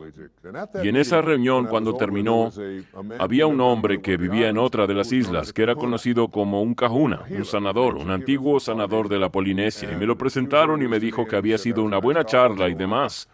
Y yo le dije, ¿cómo se llega a ser un kahuna? Ya sabes, tomaste Kahuna 101, quiero decir, ¿qué cursos tomas? ¿Cómo funciona esto? Y él dijo, no, los kahunas son criados para no tener dudas, para tener un saber. Y dijo que cuando un conocimiento se enfrenta a una creencia en un proceso de enfermedad, el conocimiento siempre triunfará. Y ese conocimiento es algo que cuando dices que estás curado, la curación ocurre. Una de las grandes historias de conocimiento es de nuevo con nuestra pequeña hija Sage, con quien estábamos pasando el verano en nuestra casa de verano y fuimos a visitar a este dermatólogo y Sage había tenido esa cosa llamada verrugas planas desde que tenía 2 años y medio, desde los 2 y medio hasta los 7, que es más o menos 4 años. Ella tenía estas verrugas planas y no solo las tenía alrededor de la cara, alrededor de la boca y de la nariz, sino que estaban empeorando. Se movían hacia arriba y se ponían alrededor de los ojos y nos dimos cuenta de que estaba empeorando progresivamente a pesar de que en todos los lugares a los que la habíamos llevado nos habían dicho que desaparecerían, que lo superaría. Pero no parecía ser así. Siempre decían que serían unos meses, pero los años pasaban y no lo había logrado. Así que estábamos con amigos, este dermatólogo en Kihei, y le dije, Kenny, ya que estamos aquí, ¿te importaría echarle un vistazo a Sage? Mi esposa estaba allí, y él tomó esta gran luz blanca y se la puso en su cara, y dijo, tienes verrugas planas. Ella odia ese término. Nunca quiso llamarlas verrugas, las llama sus baches. Sí, claro, solo las llama sus baches. Así que le dijo, pero lo bueno es que no los tendrás cuando te cases, a los 7 años y medio. Oh, ¿quién es este hombre con el que estoy hablando? Y entonces le dijo algo como, ya sabes, no podemos quemarlos y no hay medicina que podamos darte, pero dijo algo en el sentido de que la capacidad de deshacerse de estas cosas está dentro de uno mismo. Y si puedes invocar esa capacidad de curación dentro tuya y empiezas a hablar con estos baches, y les pides que se vayan, tendrás muchas más posibilidades de deshacerte de ellos más rápido que cualquier otra cosa que yo pueda darte. Y ciertamente no podemos quemarlos porque podríamos marcar tu cara. Así que volvimos esa noche a donde nos estábamos quedando y había un montón de niños allí, como siempre que estamos en ese lugar. Estaban sus amigos. Entramos en la habitación y era tarde en la noche. Y en la esquina, en un colchón de aire, estaba Sage y estaba tapada con las mantas. Tenía una linterna debajo de ellas. Me acerqué y levanté la manta y le dije, cariño, ¿está todo bien? Y ella dijo, shh, estoy hablando con mis baches.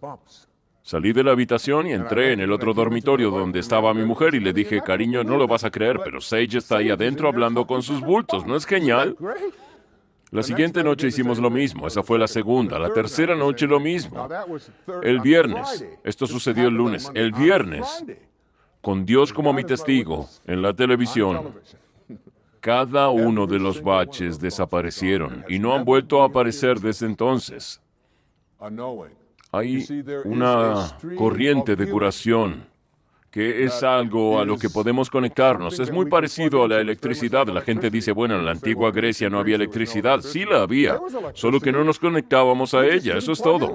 Hay una corriente de curación y cuando entramos en esa corriente de curación con un conocimiento, vamos a un nivel más alto dentro de nosotros. Y no permitimos ninguna duda dentro. Básicamente en cada uno de nosotros, cada ser humano, allá afuera, hay dos de nosotros, dos personas. La primera dentro de cada persona se llama el ego, o yo lo llamo el ego, Earth Guide Only. ¿Bien?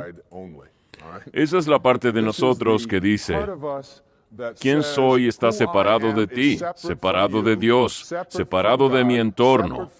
Y por lo tanto estamos compitiendo, y mi valor se basa en cuánto obtengo, cuánto valen mis cosas, cuánto más guapo puedo ser, o cuánto más atractivo podría ser, cuánto más dinero puedo tener, el valor de mis posesiones, etc., lo que es mío.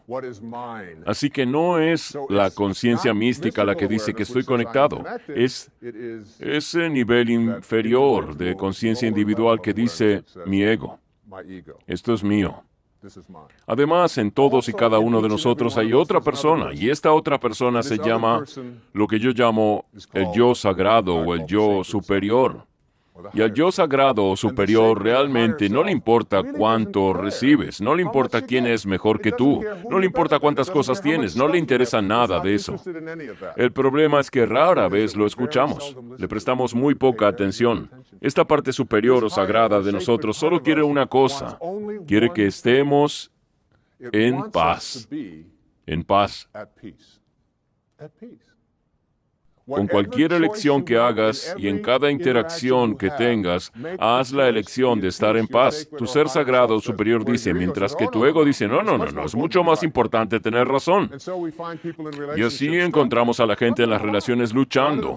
Y una de las cosas por las que pelean es por quién tiene razón y quién no. La mayor parte de las peleas que tienes en una relación es cuando a menudo olvidas los detalles, pero es básicamente sobre quién tiene la razón y quién está equivocado. Así que si quieres tener tu parte superior o tu parte sagrada gobernando tu vida, te sugiero esto. Practica ser amable en lugar de tener la razón. Cuando puedes elegir y tienes las opciones en tus relaciones con tu cónyuge o tu ex-cónyuge, con tus padres, con tus abuelos, con tus suegros, con los extraños en la autopista, con los auxiliares del vuelo, con los camareros, con cualquier persona que interactúe, si puedes dominar esta parte de tu ego que dice que es importante que tengas razón, que te introducirá al estrés, a la ansiedad, al miedo y muchas de las cosas que he hablado antes. Y en su lugar puedes decir, ¿cómo puedo suspender esta parte de mí y permitir que la parte de mí que quiere estar en paz, que quiere ser feliz, que quiere estar realizada? Y si te dijera que voy a darte una varita mágica y con esta varita mágica voy a permitirte agitarla y conseguir cualquier cosa que quieras, lo que quieras. Puedes tener esto, puedes tener este coche, puedes tener esa bonita ropa de aquí, puedes tener la casa, lo que sea. O te dijera, en lugar de eso te voy a dar otra, puedes agitarla y por cada momento, por el resto de tu vida, estarás en paz. Cualquier cosa que venga, podrás elegir la paz. Y básicamente, sabemos que solo estamos aquí por un tiempo muy corto. Y ser capaz de elegir la paz, que es lo que la parte sagrada ruega de ti, el ser superior, una vez que consigues eso, empiezas a alejarte y dejas de decirte a ti mismo que las personas que están cerca de ti en una relación son las personas que no pertenecen a ese lugar. Recuerdo que mi mujer y yo hablamos a menudo de esto. Llevamos mucho tiempo juntos, hemos tenido muchos hijos y tenemos una relación muy amorosa. Gracias, pero a menudo, una vez le dije a ella, o me dijo, sabes, nos amamos, pero esto no suena como el amor. A veces es la forma en que nos hablamos. No suena a amor. Practiquemos. Practiquemos con el otro ser amables en lugar de tener la razón. Y fue transformador cuando tuvimos esa caminata. Hacer eso con tus hijos, hacer eso con un camarero. Quiero decir, un camarero que viene a ti y está agobiado, agotado, ha estado ocupado todo el día y tu ego dice, espera un minuto, estoy aquí, soy importante. Tengo derecho a ser atendido ahora mismo. Ese es tu ego. Si puedes suspender eso y decir, eres un hombre afortunado, tienes a alguien que está girando hacia su ser sagrado. Lo entiendo. Y te tomas tu tiempo y vienes a mí y lo traes a tu conveniencia cuando puedas. Estoy dispuesto a... ¿Sabes qué? Serás atendido tan rápido y con tanta gratitud solo por ser amable si lo practicas. Cada uno de nosotros está en una relación, ya sea con nuestros maridos y esposas o con nuestros ex maridos o esposas, con nuestros hijos, nuestros nietos, ya sea con la gente que conducimos por la autopista, si es con los camareros y camareras o los manipuladores de equipaje o los asistentes de vuelo o la gente que estamos en la cola para entrar en el cine. Todos tenemos relaciones e interactuamos con los demás todo el tiempo. Y probablemente la mejor lección que he aprendido en mi vida sobre cómo es estar en una relación de una manera poderosa, feliz y satisfactoria es recordar esta frase. Cuando se presenta una elección, y siempre sucede, tener razón o ser amable, elige la amabilidad. Nuestro ego quiere tener la razón. ¿Cómo te atreves a no servirme tan rápido como creo que me merezco? ¿Cómo te atreves a decirme algo? E inmediatamente queremos que esa otra persona esté equivocada y que nosotros tengamos razón. Pero hay una parte en cada uno de nosotros que quiere ser feliz, que quiere estar en paz, y esa parte de nosotros dice que no importa si tienes razón, no importa tu ego, todo lo que quiere es estar en paz, así que escoge ser amable. Este tipo de actitud, si tuviéramos más de esto, no solo en nuestra vida, mejoraríamos prácticamente todas las relaciones que tenemos con todas las personas y todos los extraños con los que interactuamos, pero también con nuestro planeta. Empezaríamos a comprender la sabiduría de que en un planeta redondo no hay que elegir lados. Todos respiramos el mismo aire, todos somos uno, todos bebemos la misma agua, todos tenemos el mismo sol. Y como dicen, o como decían los nativos americanos, ningún árbol tiene ramas tan tontas como para pelearse entre ellas. Esto se aplica a tus relaciones y también se aplica como pueblo. A menudo he dicho que en cualquier relación en la que dos personas están de acuerdo en todo, una de ellas es innecesaria. Así que no se trata de conseguir a alguien que sea igual que tú. De hecho, tu alma gemela es la persona con la que tienes muchas dificultades, la persona de la que no puedes deshacerte. Ellos simplemente siguen apareciendo en ti. Tú dices esto, ellos dicen aquello, y ahí están, vuelven de nuevo y nunca se van. Siguen apareciendo en tu vida y todo el mundo tiene estas personas. Estos son nuestros mayores maestros porque cualquiera en tu vida que pueda apretar un botón y hacerte entrar en un frenesí, esa persona es tu mayor maestro. ¿Sabes por qué? Porque te enseñan que no te has dominado en este momento. No sabes cómo elegir la paz. Y por supuesto, en los milagros hay una línea maravillosa que dice que puedo elegir la paz en lugar de esto. Sea lo que sea, puedo elegir la paz. Mi alma gemela, mi esposa, es una de mis almas gemelas. Ella sabe cómo apretar esos botones y es realmente buena. Es una de las mejores maestras que he tenido. Una vez le dije, cariño, ¿me amas por lo que soy o por lo que he podido hacer por ti? Y ella dijo, ¿te llamas a ti mismo una persona espiritual? No puedo creer que hayas hecho esa pregunta. No te amo por lo que puedes comprarme o por el éxito que has tenido o donde estés en la lista de bestsellers. Te quiero por lo que eres y siempre te amaré. Dije, bueno, solo estaba preguntando. ¿Qué pasaría si solo fuera Joe Sixpack? Ya sabes, trayendo a casa un escaso salario. Y entonces ella dijo, siempre te amaré por lo que eres. Dijo que me extrañaría.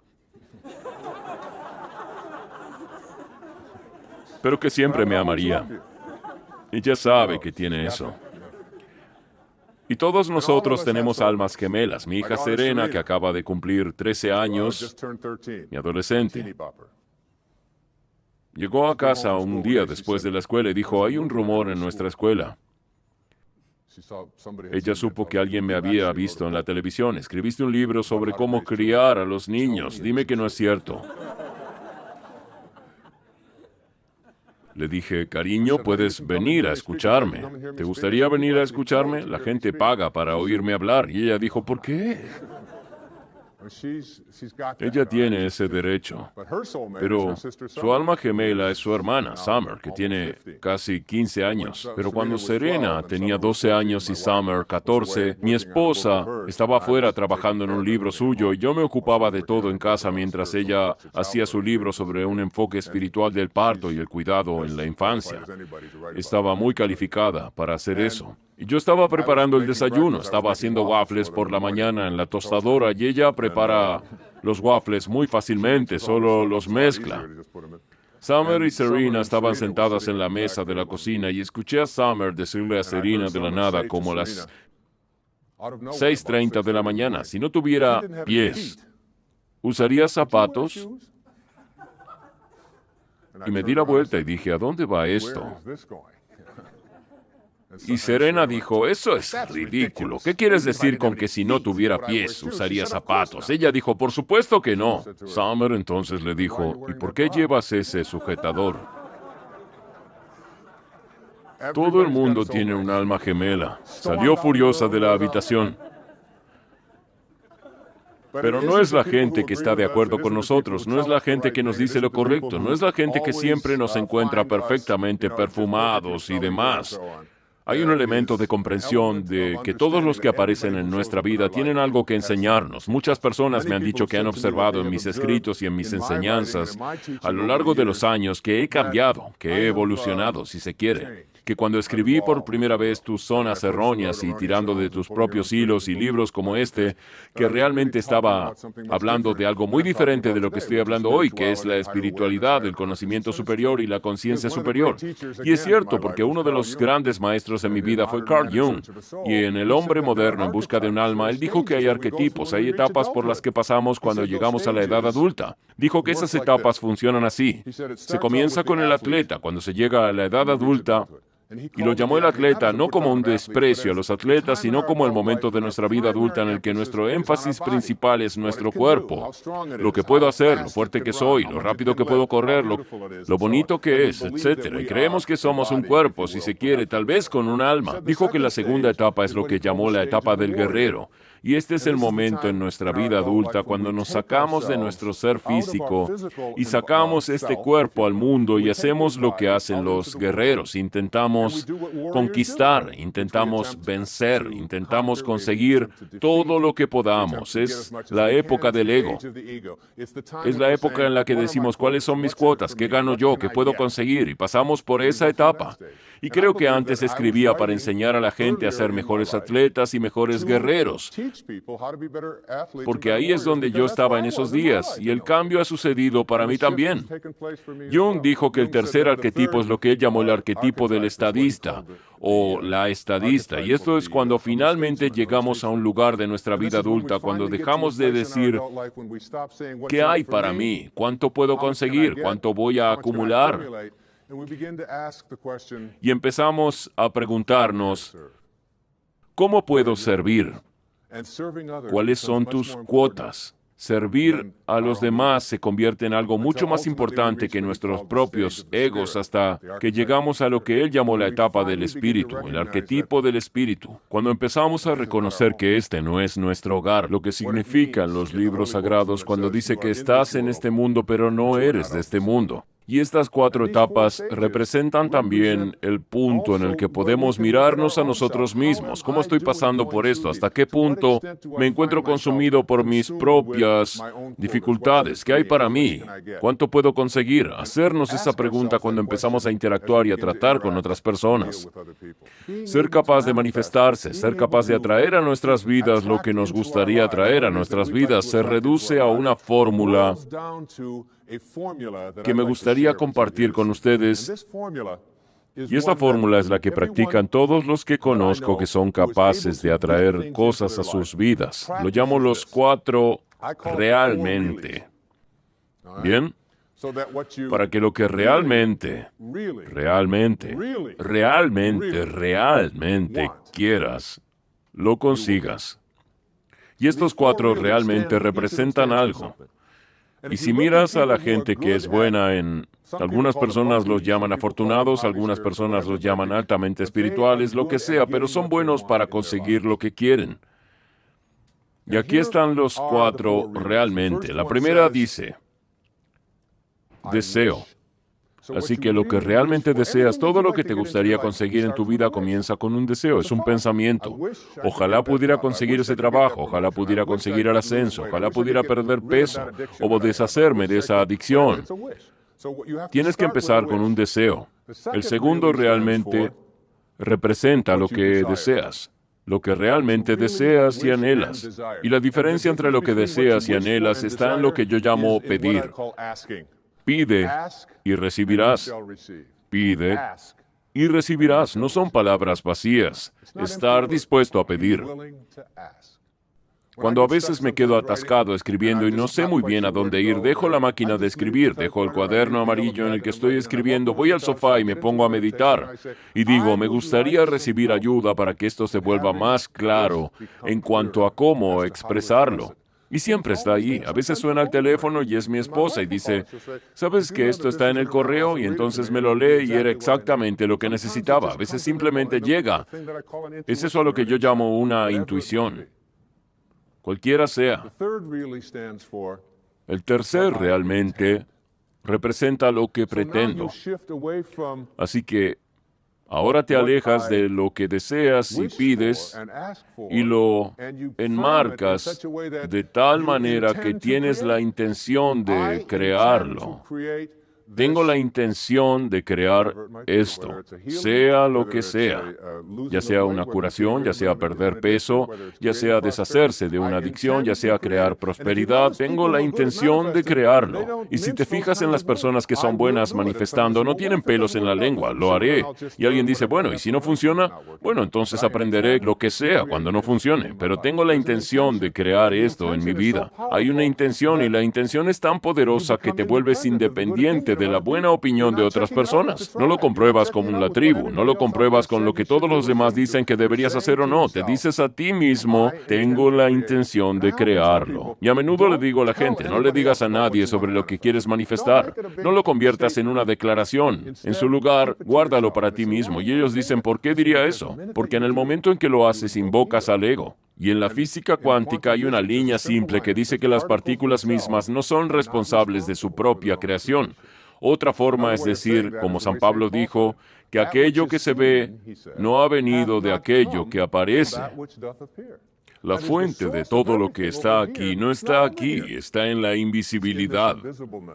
Y una vez que invocas al ego, tienes que defenderlo, tienes que explicarlo, tienes que involucrar a la tribu en ello y en poco tiempo has perdido la capacidad de manifestar. Es un viaje espiritual. La inspiración en el espíritu. Cuando estás inspirado en el espíritu. El cuarto realmente representa la pasión. La pasión. Estoy absolutamente apasionado por ello. Y tengo la intención de crearlo con ese amor. Uno de los grandes libros que uno de mis maestros me envió de la antigua India, escrito hace como 3,000 años, tiene una línea que dice, intentar manifestar lo que quieres sin pasión es como vestir un cadáver. Así que tomas este cadáver y le pones un smoking. Lo vistes todo y le pones todo el maquillaje y lo sacas al mundo y dices, ahora dime qué puedes conseguir para mí. Básicamente está muerto por dentro. Y si está muerto por dentro es que le falta pasión. Si te falta pasión, no vas a ser capaz de atraerla a tu vida. Así que si lo deseas, lo pides, intentas crear y tienes pasión por ello, lo conseguirás, lo obtendrás. Esa es la buena noticia. La mala noticia es que lo que realmente no quieres, también lo conseguirás. Y esta es una de las cosas más difíciles de entender cuando estás tratando con la tribu y estás tratando con lo que es y lo que todo el mundo te dice es imposible. Alguien podría estar viendo esto y decir, bueno, eso no tiene sentido, no puedes simplemente poner tu atención en algo, pensar en ello y que se haga realidad, implica un montón de otras cosas. Verás, así es como funciona, no puedes atraer la delgadez desde el odio a la gordura. Porque si lo que piensas es lo que se expande, y lo que piensas es el odio a la gordura, entonces el odio a la gordura es lo que seguirás manifestando. Actúas sobre lo que piensas. No puedes atraer la prosperidad desde un interior que dice, desprecio ser pobre. Si estás enfadado por ser pobre, entonces estar enfadado por ser pobre o despreciarlo es lo que continuarás actuando y serás capaz de decir, ¿ves? Ahora es peor. No puedes manifestar lo que quieres si tu atención está en lo que es. Si tu atención está en lo que es y en las circunstancias de tu vida, ahí es donde están tus pensamientos. Entonces seguirás creando lo que es en tu vida. Tienes que encontrar una manera de conseguir tus imágenes mentales, tu energía, tu atención, tu conciencia superior fuera de lo que es y sobre lo que quieres. Y cada vez que tus pensamientos están en lo que es, cambias a ¿qué quiero? Y es incluso peor que eso. No puedes manifestar lo que quieres si tu atención está en lo que siempre ha sido. Así son las cosas. Oirás a la gente decírtelo todo el tiempo. Estas son las circunstancias de la vida. ¿No lo entiendes? Esta es la realidad. Despierta. Así es como han sido las cosas siempre. Siempre ha habido gente pobre. Tú eres uno de ellos. Así son las cosas. Y observas a esa persona y el ser pobre sigue manifestándose en su vida. Si mantienes tu atención en lo que siempre ha sido, entonces lo que siempre ha sido es lo que seguirá manifestándose. Como pienses, así serás. Estas no son las palabras vacías, amigos. Es la realidad, y lo peor y más feo de todo es que no puedes manifestar lo que quieres en tu vida, no importa lo que sea. Si tu atención está en lo que quieren ellos para ti, o lo que ellos esperan para ti, o lo que te dicen que son tus limitaciones o lo que puedes hacer. Porque si tus pensamientos están en lo que ellos quieren, no puedes poner tu atención en lo que tú quieres. Lo que ellos quieren continuará manifestándose y tú podrías estar en una tribu en la que siempre se gira a la izquierda y todo lo que quieres hacer es girar a la derecha. Y vas a todos los ancianos de la tribu y les dices, mira, solo quiero hacer un giro a la derecha. Y ellos dicen, espera un minuto, en nuestra tribu solo giramos a la izquierda. Siempre hemos girado a la izquierda, así que ha sido así y seguirá siendo así. Tendrán una reunión de emergencia y convocarán a todos los ancianos para que entren en razón. Jackson Browne creo que es uno de los grandes poetas en nuestro planeta, gran cantante. Tiene una canción llamada For a Dancer. En ella hay palabras a este efecto. Él dice, simplemente haz los pasos que te han mostrado todos los que has conocido, hasta que el baile se convierta en el tuyo propio. ¿Qué es lo que la mayoría de nosotros está haciendo?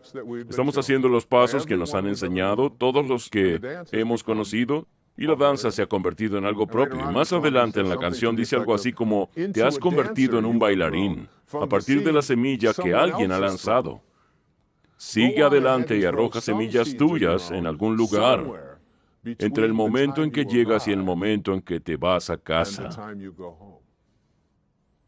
Y luego lo que siempre me llega cuando escucho esta canción. Él dijo, porque al final hay un baile que harás solo. Y es como dejar de lado esa tendencia de ser un bailarín y estar haciendo los pasos que nos han enseñado todos los que hemos conocido, y entonces se convierte en algo propio, y lo transmitimos y lo pasamos. Para romper esa cadena tenemos que desplazar nuestra atención de lo que no queremos a lo que sí queremos, y esto vale para todo.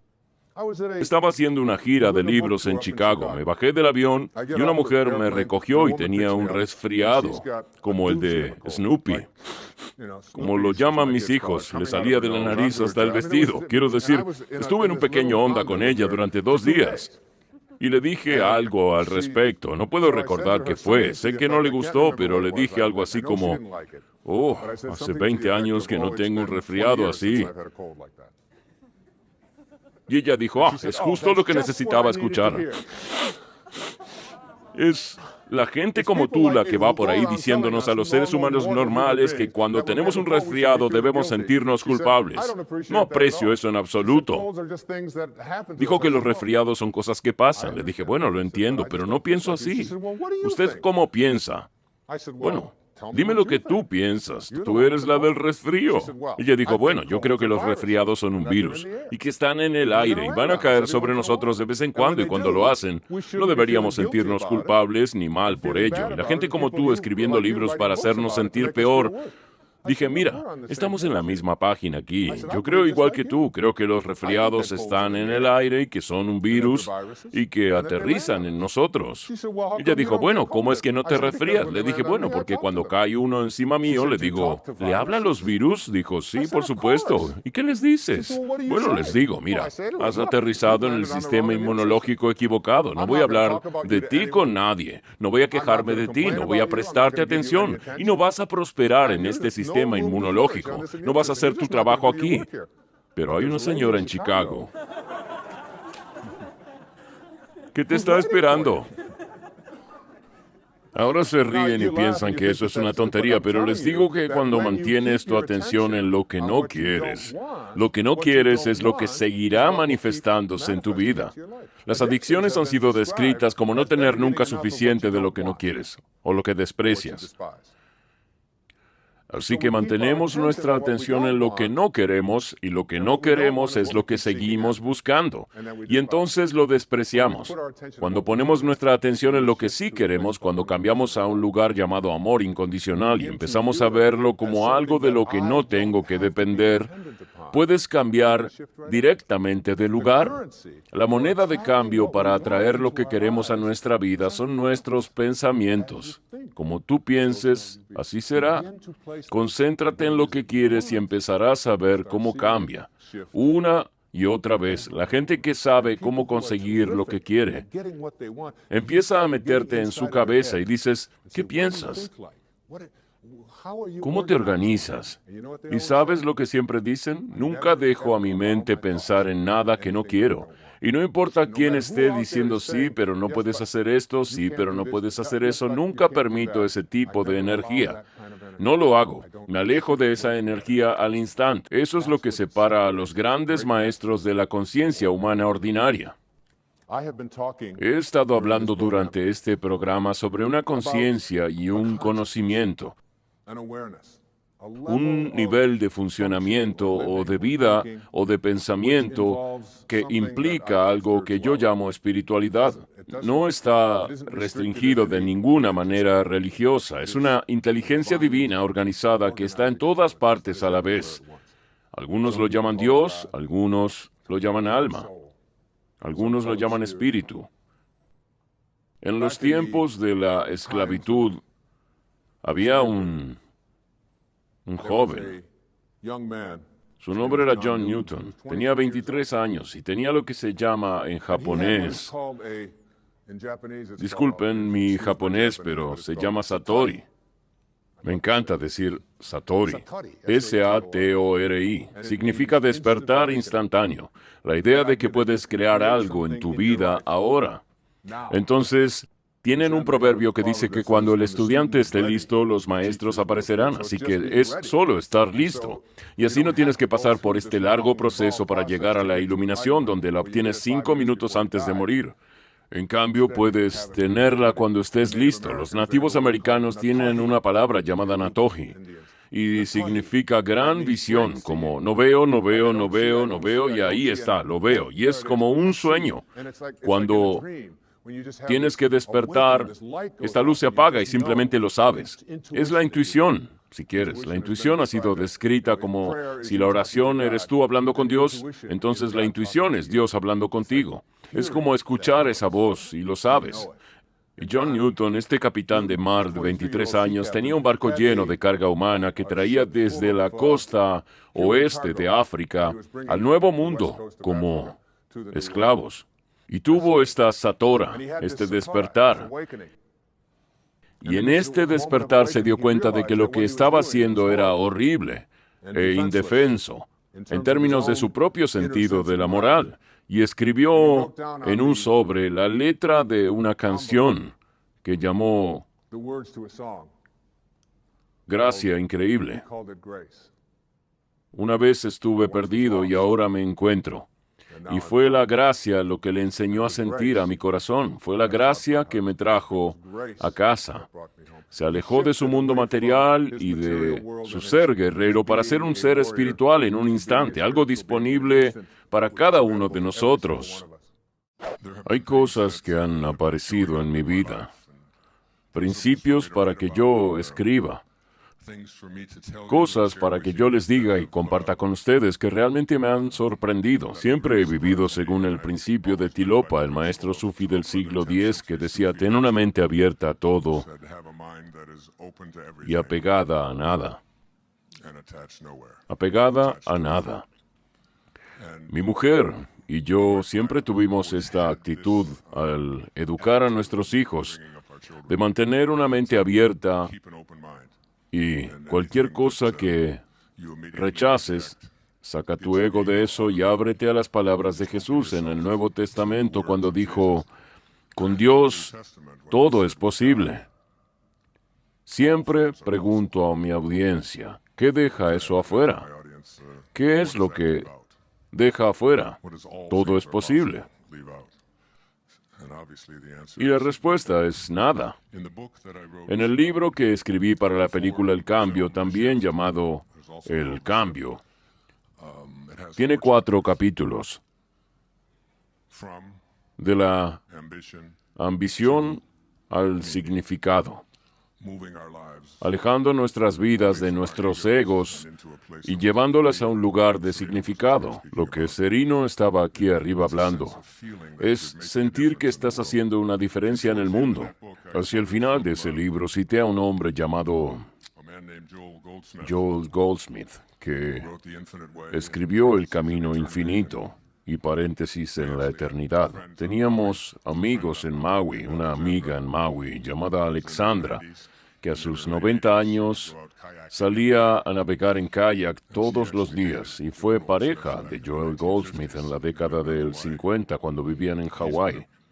Él ha sido un héroe para mí y de su libro Paréntesis en la eternidad, que es nuestra vida, un paréntesis en la eternidad, él dijo estas palabras. Entonces hay quienes llegan a una etapa en la que se dan cuenta de la inutilidad de este constante esfuerzo y lucha por las cosas que perecen, cosas que después de ser obtenidas resultan ser sombras. Es en esta etapa, algunas personas pasan de esta búsqueda de cosas en el reino exterior a buscarlas en Dios. Y eso ha sido el mayor cambio en mi vida, quitando el foco de las cosas, los logros, las adquisiciones, la reputación, la propiedad, con lo que empezamos a identificarnos y a reconocer lo que Pierre Teilhard, el gran sacerdote francés que fue excomulgado de la Iglesia Católica por sus ideas escandalosas en 1918, dijo, no estás aquí como un ser humano, teniendo una experiencia espiritual, sino que es al revés.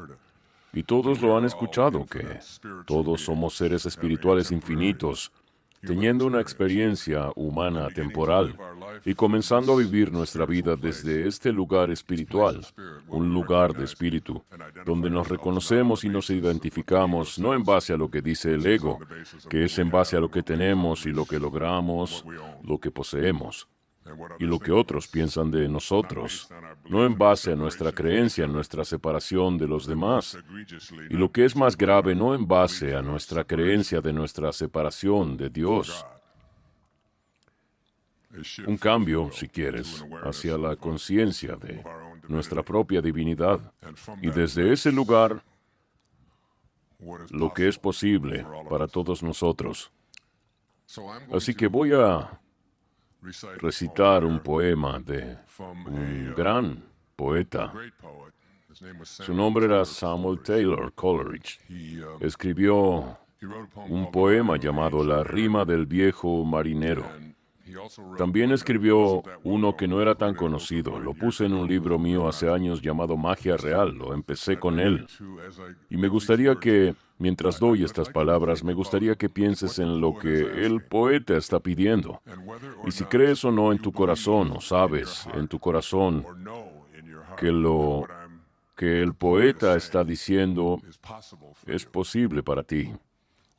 O si crees que es solo un tipo de meandro extravagante o sueños de un idealista, pregúntate, ¿es esto posible?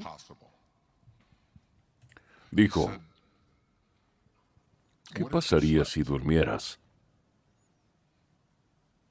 Y si mientras duermes, sueñas. Y si en tu sueño fuiste al cielo y allí recogiste una extraña y maravillosa flor. Y si cuando despertaste tuviste esa flor en tu mano. Oh, ¿y entonces qué? Concluye su poema. Oh, ¿y entonces qué? Y me pregunto si crees que tal cosa es realmente una posibilidad, que puedes entrar en un estado en el que no hay forma, ni principios, ni finales, ni fronteras, ni límites, y traer desde ese lugar invisible algo que tiene sustancia, que tiene límites, que se ha formado, que puedes sostener, que puedes oler. Y luego pregúntate si eso es una posibilidad. Me pregunto cuántos de ustedes piensan que sí y cuántos piensan que no. No voy a preguntar, pero el hecho es que esta sala tiene, parece, 2.500 o más personas esta noche. Cada uno de ustedes es un ejemplo de lo que ese poeta acaba de describir.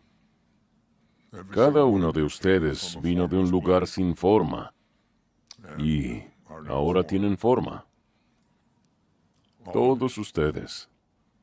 Cada flor que miras empezó en una semilla y la semilla empezó en algo que es invisible. Como una niña aquí esta noche, Camille. ¿Dónde está Camille? De 6 años o 7. Estaba nadando con ella hace un rato y me mostró sus dientes. Y ella dijo que había perdido 2 de sus dientes. Mira, hay 2 dientes que vienen debajo. Ella estaba emocionada por eso y le dije a su mamá y a mi hija Summer, que estaba ahí, solo imaginen que en ese pequeño, infinito, infinitesimal pequeño punto, que construido sobre eso es lo que ella está pasando en este momento. ¿Qué hay que hacer?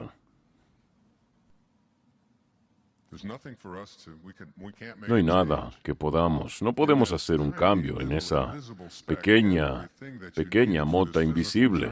Todo lo que necesitabas para este viaje físico fue entregado a ti. ¿Y no crees en los milagros? Y el gran Tao. Muchos de ustedes saben que viví el Tao durante un año, el año en que cumplí 65 años, y escribí un libro sobre ello, un libro que siempre le digo a la gente, llévalo contigo donde quiera que vayas. Algunos lo llaman el libro más sabio jamás escrito, y yo viví los principios de ese pequeño libro y animo a la gente a meterlo en su nuevo bolso. Los que están hechos de botellas de agua recicladas de plástico. Muy bien. Pero solo llévalo contigo, porque no necesitas abrirlo, porque la energía de lo que está dentro vendrá a ti. Tuve un gran maestro en la India que solía decir, él escribió una colección de sus escritos que se llamaba Yo Soy Eso, por Aga Datta Maharaj, y solía decir a sus devotos, no tienes que leerlo, solo llévalo contigo. Yo escuché eso, estaba en mis 40 años cuando escuché eso, y solo pensé, este es solo otro de esos locos allá en la India dándonos consejos, y simplemente no pensé que sería posible obtenerlos. Pero ahora he llegado a ser consciente de que la energía está en todo, y con solo sostener este libro, literalmente podrías hacer una prueba muscular de kinesiología y poner esta cosa al lado de tu corazón y serías más fuerte con él de lo que eres sin él. Solo pruébalo. Llévalo contigo. Yo veo. ¿Quién quiere una copia de esto? Esa mano ahí, la primera mano levantada. Sí, tú. No, el de al lado. Sí, levántate. ¿Te gustaría llevar esto contigo donde quiera que vayas? Aquí tienes. Dios te bendiga. El Tao Te Ching. Solo vale unos pocos dólares. Vale la pena tenerlo. Una de las grandes líneas del Tao es de lo que estoy hablando aquí. Estas líneas de apertura dicen que ninguno de ustedes está haciendo nada. Todos ustedes están siendo hechos. Y cuando miras tu cuerpo físico, hay un reconocimiento de que esto es cierto y que... ¿Qué puedes hacer para cambiarlo? Las cosas se caen, amigos. Puedes arreglarlas si quieres, pero lo inevitable está ahí. Y el pelo, bueno, para algunos de ustedes se vuelve gris y para algunos de ustedes solo se vuelve a ir a otro lugar y empiezas a ver... También hay una gran línea en el libro, porque mi hijo, que está sentado en la primera fila, que se gradúa en un par de semanas y va a empezar a apoyarme, estoy tan feliz sobre eso. Porque a menudo he citado a Lao Tzu, y él ha dicho a menudo que el Tao, Dios, mente divina, el Tao no hace nada. Y no deja nada sin hacer. Es perfecto. Así que les digo durante el verano en Maui, vamos, haz algo. Tienes que hacerlo, vamos, tenemos que hacer algo. Me miró y dijo, no hago nada. Y no dejo nada sin hacer. Así que esto puede volverse contra ti, es su frase favorita, la filosofía del Tao. Así que el gran santo, Swami Muktananda, le hicieron una pregunta, ¿qué es lo real? Y su respuesta vale la pena que la escuches. Algo para que pienses, porque el lugar extraño que creo que es raro es solo tan mágico, pero todavía es difícil para nosotros abrazar esta idea de que todas las cosas son posibles. Hay esta conciencia sobre lo que es real. Y Muktananda dijo, lo que es real nunca cambia. Entonces, ¿qué parte de tu vida física cumple con esa definición? Estamos en estos cuerpos que están cambiando cada segundo. Por lo tanto, según esa definición, no son reales. Así que vuelves atrás y miras en cuántos cuerpos has estado desde que naciste. Estás en un cuerpo así de grande que pesaba entre 5 y 10 libras. Ese eras tú. Y estabas en un cuerpo de niño así de alto y si alguien dijera, ¿eres tú?, habrías dicho, sí, soy yo.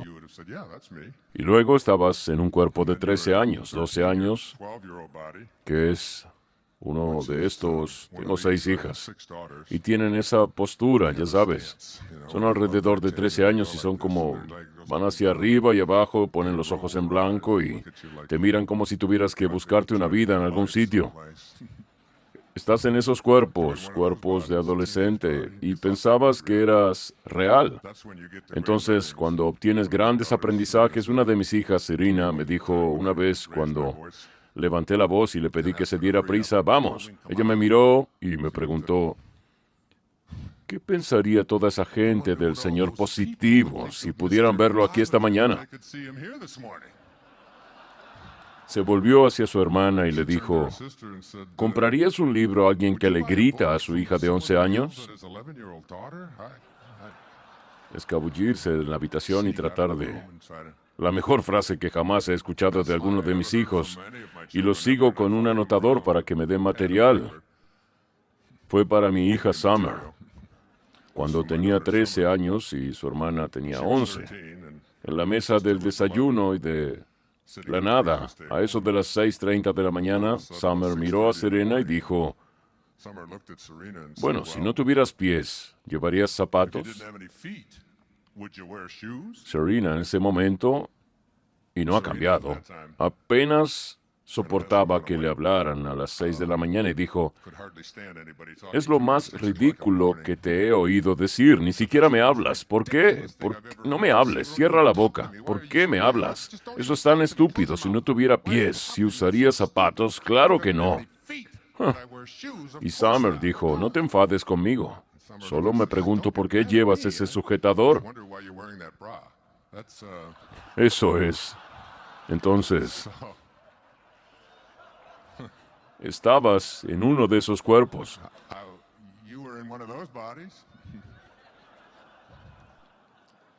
Estaba en un cuerpo de 20 años y vi una foto en un programa de la PBS. Estaba haciendo un poco de aquello y pasaban fotos de mí en varias etapas de mi vida y la película era... La cámara tomó esta foto.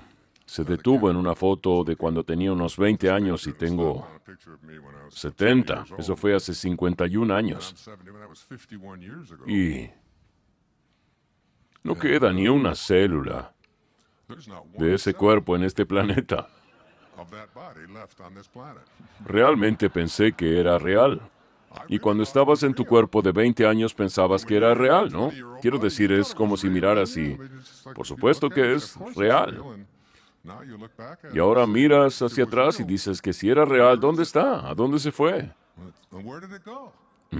Emily Dickinson, otra gran poetisa, una de mis favoritas de Massachusetts, hablaba de ello en el siglo XIX. Recogía un puñado de tierra y decía, presten atención. Este polvo sereno fue hombres, mujeres, muchachos y muchachas. Fue risa, habilidad y suspiros, vestidos y rizos. Este lugar pasivo, una ágil mansión del verano, donde el florecer y las abejas cumplían su circuito oriental y luego cesaban. Así. Eso es lo que eres, si crees que eres tu cuerpo. Un sereno polvo que cumple su circuito y cesa. Y todos sabemos que somos mucho más que eso. Pero no hemos sido educados para creer eso. Así que mi charla esta noche es sobre entender que hay un componente nuestro que va más allá de la materia física, de lo físico, sino metafísico, más allá de las tendencias, se transforma.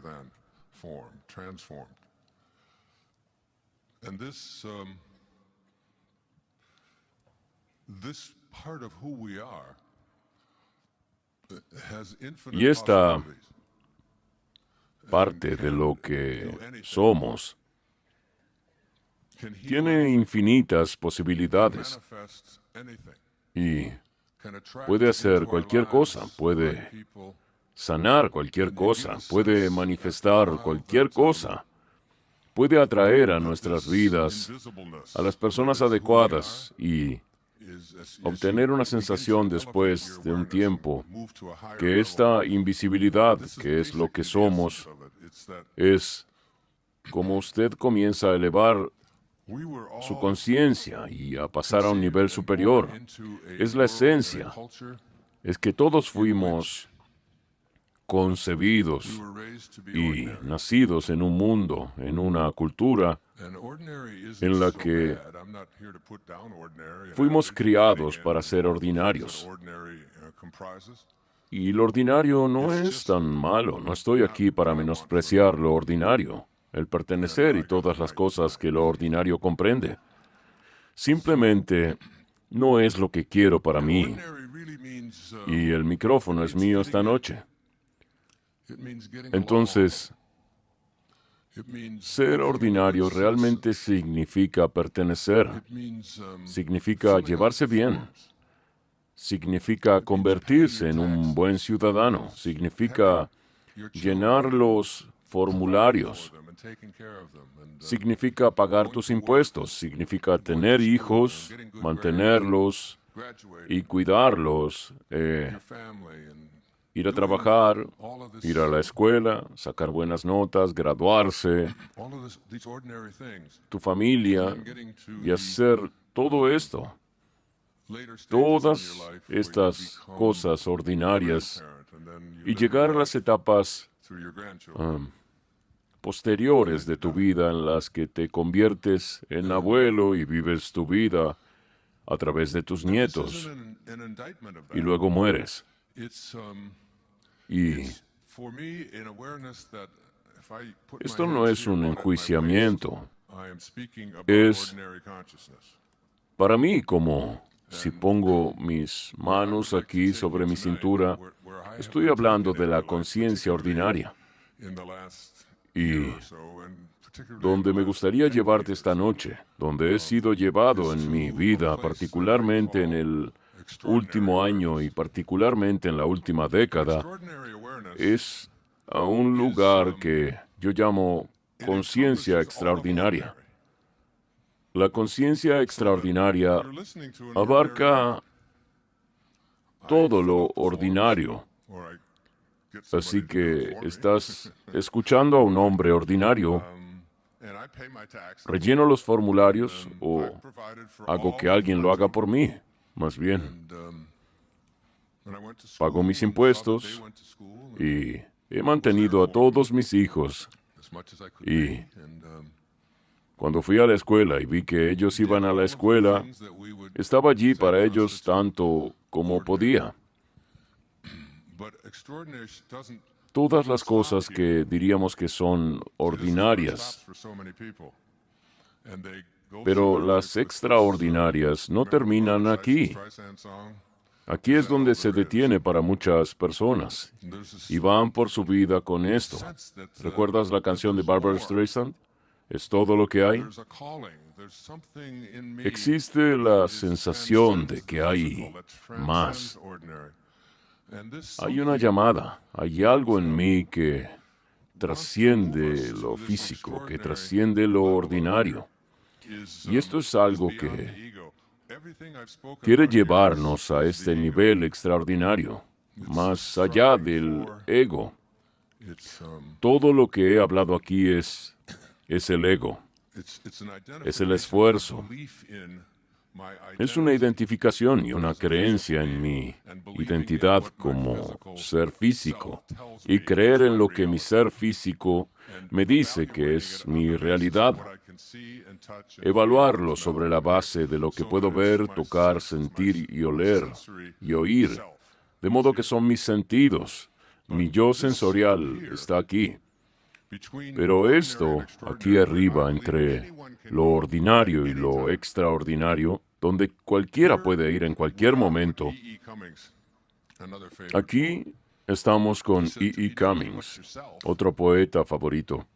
Él dijo, no ser nadie más que uno mismo en un mundo que hace todo lo posible noche y día para hacerte igual que los demás.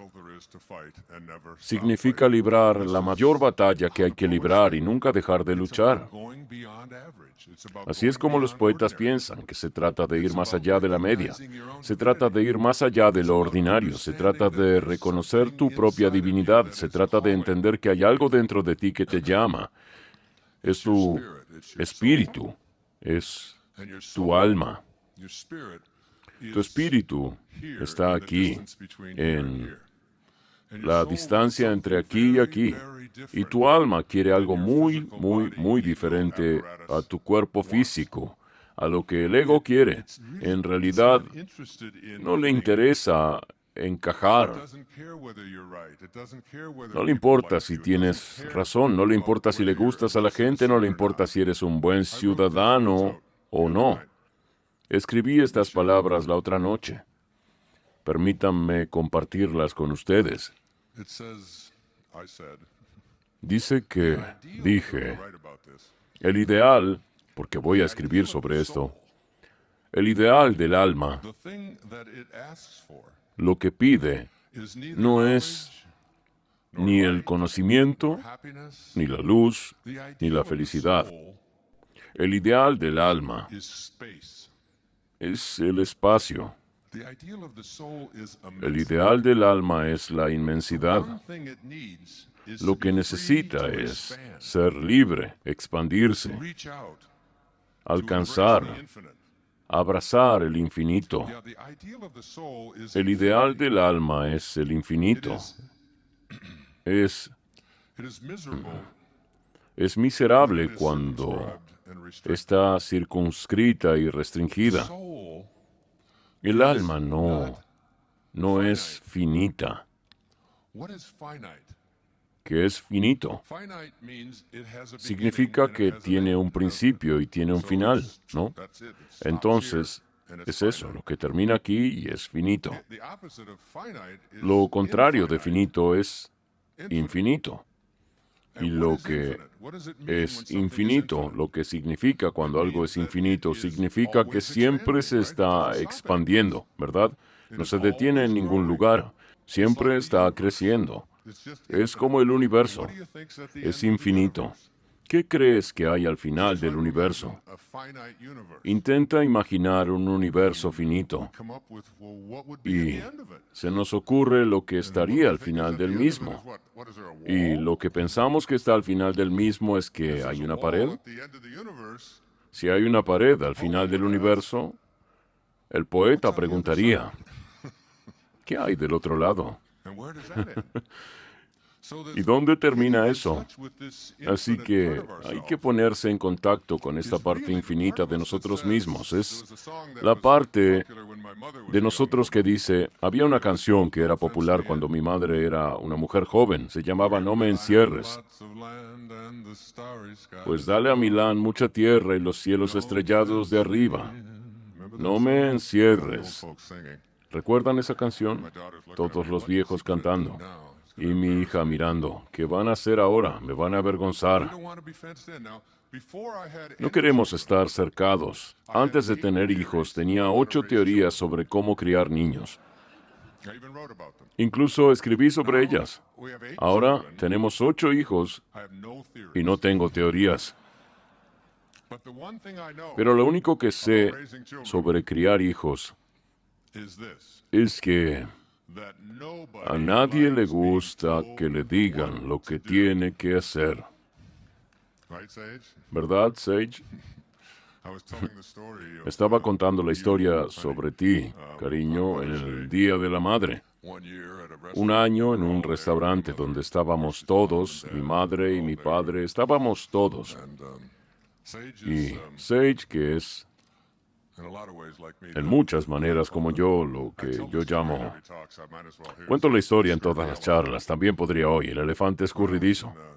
Cuando estaba en el hogar de acogida en Mount Clemens, cuando tenía unos 6 o 7 años, llegué a casa de la escuela y la señora Scarf, que dirigía este hogar en el que vivíamos unos cuantos, llegué a casa y le pregunté, ¿qué es un elefante escurridizo? Y dijo, ¿qué? Un elefante escurridizo. ¿Dónde has oído eso? Bueno, escuché a la señora Poole, que era mi maestra de tercer grado, hablando con el director y dijo que Wayne Dyer estaba en su clase y que era un elefante escurridizo. Así que agarró el teléfono, llamó al director y el director dijo, oh no, así es Wayne, siempre confunde todo. Ella no dijo que era un elefante escurridizo, dijo que era un elemento perturbador en su aula. Siempre me gusta decir eso. Así que el elefante escurridizo es... Mi maestro, Abraham Maslow, siempre nos decía, el marcador número uno de la autorrealización de la gente es su independencia de la buena opinión de otras personas. No les interesa que les digan lo que tienen que hacer. Lo vi en mi iPad que conseguí recién. Tenía un discurso de graduación de Steve Jobs en la Universidad de Stanford. Fue de 15 minutos y me senté allí y antes de meditar escuché lo que tenía que decir este elefante inmensamente escurridizo quien realmente acaba de fallecer hace unas semanas. Y ya sabes, muchos biógrafos dicen que está a la altura de Thomas Edison, Benjamin Franklin y Alexander Graham Bell, gente así. Quiero decir, él realmente cambió lo que somos como personas y cómo nos comunicamos con los demás. Y su consejo a la clase que se graduó en Stanford fue que no vivas el dharma de otra persona. No, escucha esa llamada interior y lo que sea que te llame a hacer, escúchala y no prestes atención a nadie que te diga lo que es posible o lo que no es posible. Solo lucha por ello. Sage estuvo el Día de la Madre. Ni siquiera recuerdo qué era lo que quería o no quería ponerse, pero tenía algo que ver con vestidos, faldas y pantalones y... Recuerdo ese Día de la Madre caminando en el estacionamiento con Sage durante 45 minutos hablando con ella sobre... sé exactamente cómo te sientes y cómo piensas, pero hay mucha gente que piensa que quizás deberías ponerte algo bonito. Es el Día de la Madre y es un restaurante, pero no tienes que volver a entrar ahí. Iremos a casa y compraremos algo después si quieres. Y ella dijo... Yo no quiero hacer esto, ¿y por qué me tienen que decir cómo vestir? Y lo entendí. Lo entendí muy bien. Y ella sigue haciendo eso. Pero también le sirve a la gente muy bien esta idea de que voy a escuchar esa voz y todos la tenemos. Cuando tenemos esa voz y tiene pasión asociada a ella, ahí es...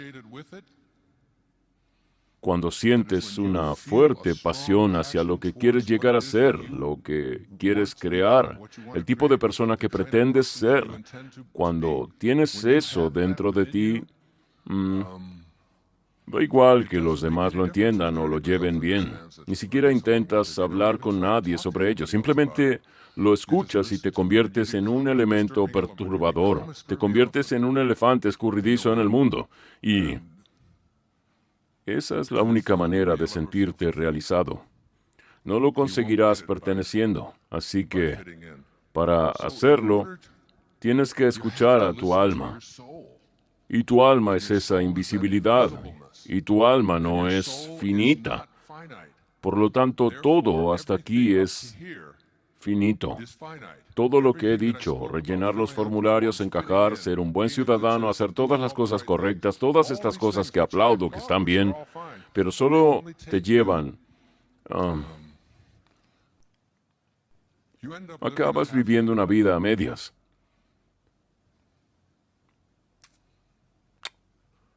Herman Melville. Hablé de él esta mañana cuando hablé con el grupo de escritores.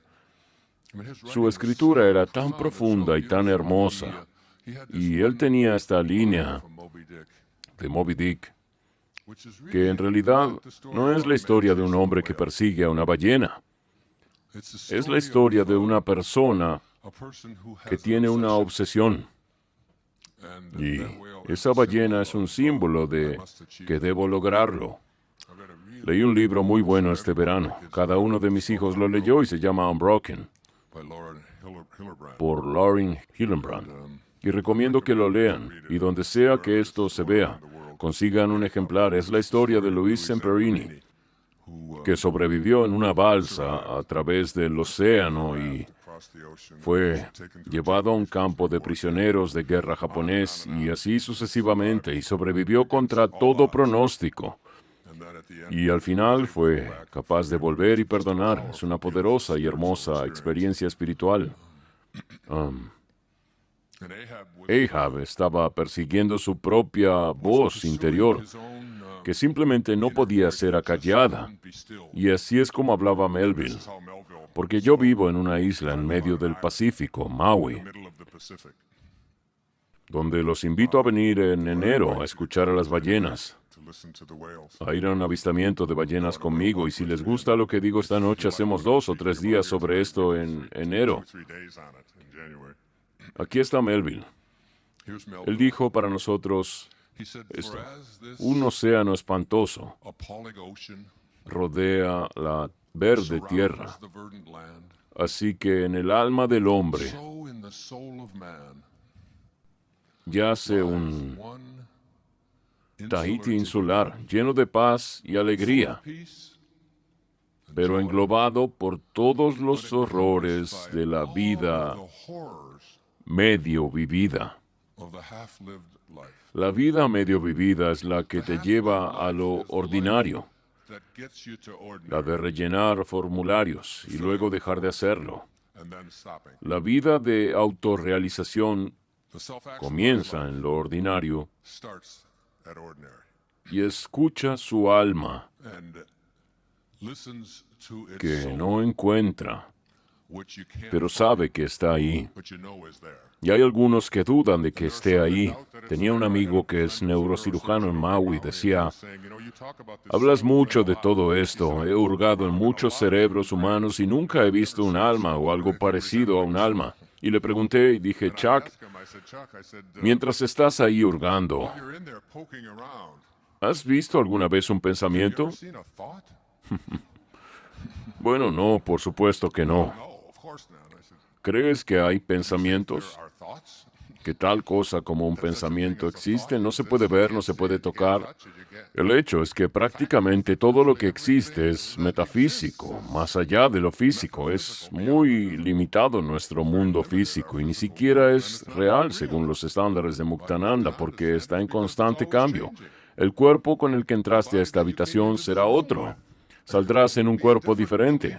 Hay algo llamado tú que no deja de ocupar más y más y más cuerpos nuevos, hasta que al final se desprende por completo. El gran poeta irlandés William Butler Yeats dijo que un hombre viejo es algo insignificante. Un abrigo zaparrastroso sobre un palo. ¡Qué imagen! A menos que el alma aplauda y cante más fuerte por cada andrajoso en su mortal vestimenta. Solo vemos abrigos zaparrastrosos sobre un palo a menos que tengamos un alma. Y cuando tenemos un alma, el alma dice: no me encierres. Dice: no me digas lo que debo hacer. No me digan lo que no puedo hacer. No te atrevas a imponer lo que eres y lo que crees que debo ser. Eso es tu alma. Y todos ustedes la tienen, porque este cuerpo suyo es solo una ilusión. Es solo un paréntesis temporal en la eternidad, ¿cierto? Y sabes que vas a dejarlo ir. Y toda la evidencia está ahí. Sigues mirándola. Tratas de fingir que no está ahí, y entonces coloreas el gris y los levantas, le cambias de lugar, le pones una faja y haces todas las cosas para pretender que está ahí. No estás haciendo una maldita cosa en este mundo, solo estás siendo hecho. Solo estás siendo hecho. Pero ¿qué es lo que te hace? Es el yo superior. Así que lo que me gustaría ofrecerte aquí es un programa, si quieres. Es una especie de adelanto. He estado leyendo y estudiando y dando conferencias por todas partes durante el último año o dos. Y por alguna razón me han dado una gran voz y una gran audiencia. Por alguna razón se me permite ir a la televisión pública y presentar en horario de máxima audiencia especiales de 3 y 4 horas sobre el Tao Te Ching y sobre el poder de la intención o sobre cómo cambiar tu vida viviendo desde un lugar espiritual. Y debe ser porque he tenido esta maravillosa oportunidad que me han dado, que he sido presentado más y más y más sobre el poder milagroso que nos llega cuando empezamos nuestra vida desde lo ordinario y simplemente dejamos que esa parte se ocupe y nos movemos a este lugar extraordinario, este lugar del que hablan todos los grandes escritores, donde trascendemos este ego nuestro que cree que lo que somos es tan importante y cree que lo que somos es lo que poseemos y que cree que lo que somos está en competencia con otros y tiene que vencer a otros y tiene que ganar y tiene que ser mejor. Me encantan los poetas. Me siento muy poético esta noche. Un gran poeta indio llamado Rabindranath Tagore ganó el Premio Nobel de Literatura en 1927 con una colección de poesía llamada Gitanjali, y en ella escribe sobre este ego nuestro. Dice, salí solo de camino a mi cita, pero ¿quién es este yo en la oscuridad? Me hago a un lado para evitar su presencia, pero no puedo escapar. Hace que el polvo se levante de la tierra con su arrogancia. Añade su voz fuerte a cada palabra que pronuncio. Es mi pequeño yo, mi Señor. Él no conoce la vergüenza, pero yo, el hombre invisible, me avergüenza venir a la puerta en su compañía. Ese es el ego, la parte de nosotros que hace que el polvo se levante de la tierra con nuestra fanfarronería, que siempre está añadiendo su voz fuerte. Pero en el interior está ese ser que dice que quien soy es mucho más que eso, mucho más divino. Y para llegar al camino de avanzar hacia lo extraordinario, y el hecho es que, aunque mucha gente asistirá a charlas como estas, y mucha gente comprará los libros y los estudiará y los mirará, el porcentaje de personas que están dispuestas a dejar lo ordinario es muy pequeño. Sinceramente, solo un puñado de personas en esta sala, aunque las intenciones sean buenas. En el libro que estoy leyendo ahora me encontré con una cita. Creo que voy a leerla. La tengo aquí. Aquí está. Es de un filósofo matemático francés. Algunos de ustedes lo estudiaron cuando tomaron una clase de filosofía. Su nombre era René Descartes. Es el que dijo, pienso, luego existo. No me gusta cuestionar a estos tipos que solía enseñar en la universidad, pero creo que él lo entendió al revés. Realmente creo que debería ser, existo, por lo tanto pienso. Es solo mi opinión. Voy a hablar de ello más tarde. Y Descartes decía que para llegar a la verdad es necesario en algún momento de la vida deshacerse de todas las opiniones que uno ha recibido y reconstruir todo su sistema de conocimiento desde los cimientos. Y creo que eso es lo que he hecho recientemente al deshacerme. Creo que el diagnóstico de leucemia de hace 2 años me ayudó mucho a hacerlo. Y Decir, simplemente estoy empezando de nuevo, voy hacia allá. Lo he estado haciendo de alguna manera. Mucha gente piensa que lo he hecho toda mi vida, pero honestamente no lo he hecho. Me he revolcado mucho en ese ego en mi vida. Para hacer esto, tienes que reconocer que implica cambiar tu concepto de ti mismo. Y cambiar tu concepto de ti mismo realmente significa entender cómo es tu concepto de ti mismo. ¿Quién eres tú? ¿Cuál es tu concepto de ti mismo? Tu concepto de ti mismo es todo lo que crees que es verdad sobre ti mismo y lo que es posible para ti y para cualquier otra persona. Y realmente significa cambiar la mayor parte de eso. Porque has sido educado para ser ordinario, has sido educado para creer en tus límites y en lo lejos que puedes llegar. Y esto te lo han impuesto tus bienintencionados padres y abuelos, y la cultura, y la religión, y los negocios, y la educación. Los sistemas en los que has estado inmerso te han dicho, básicamente, que llegues hasta aquí. Esto no es para ti. Y puede que ni siquiera se haya hecho, y a veces puede que incluso te hayan dicho, oh, puedes hacer cualquier cosa, y entonces empezamos a decirte todas las razones, todas las excepciones a eso que impongo sobre ti. Tienes que vestirte de cierta manera para el Día de la Madre, tienes que encajar y tienes que hacer esto, y es por gracias a Dios.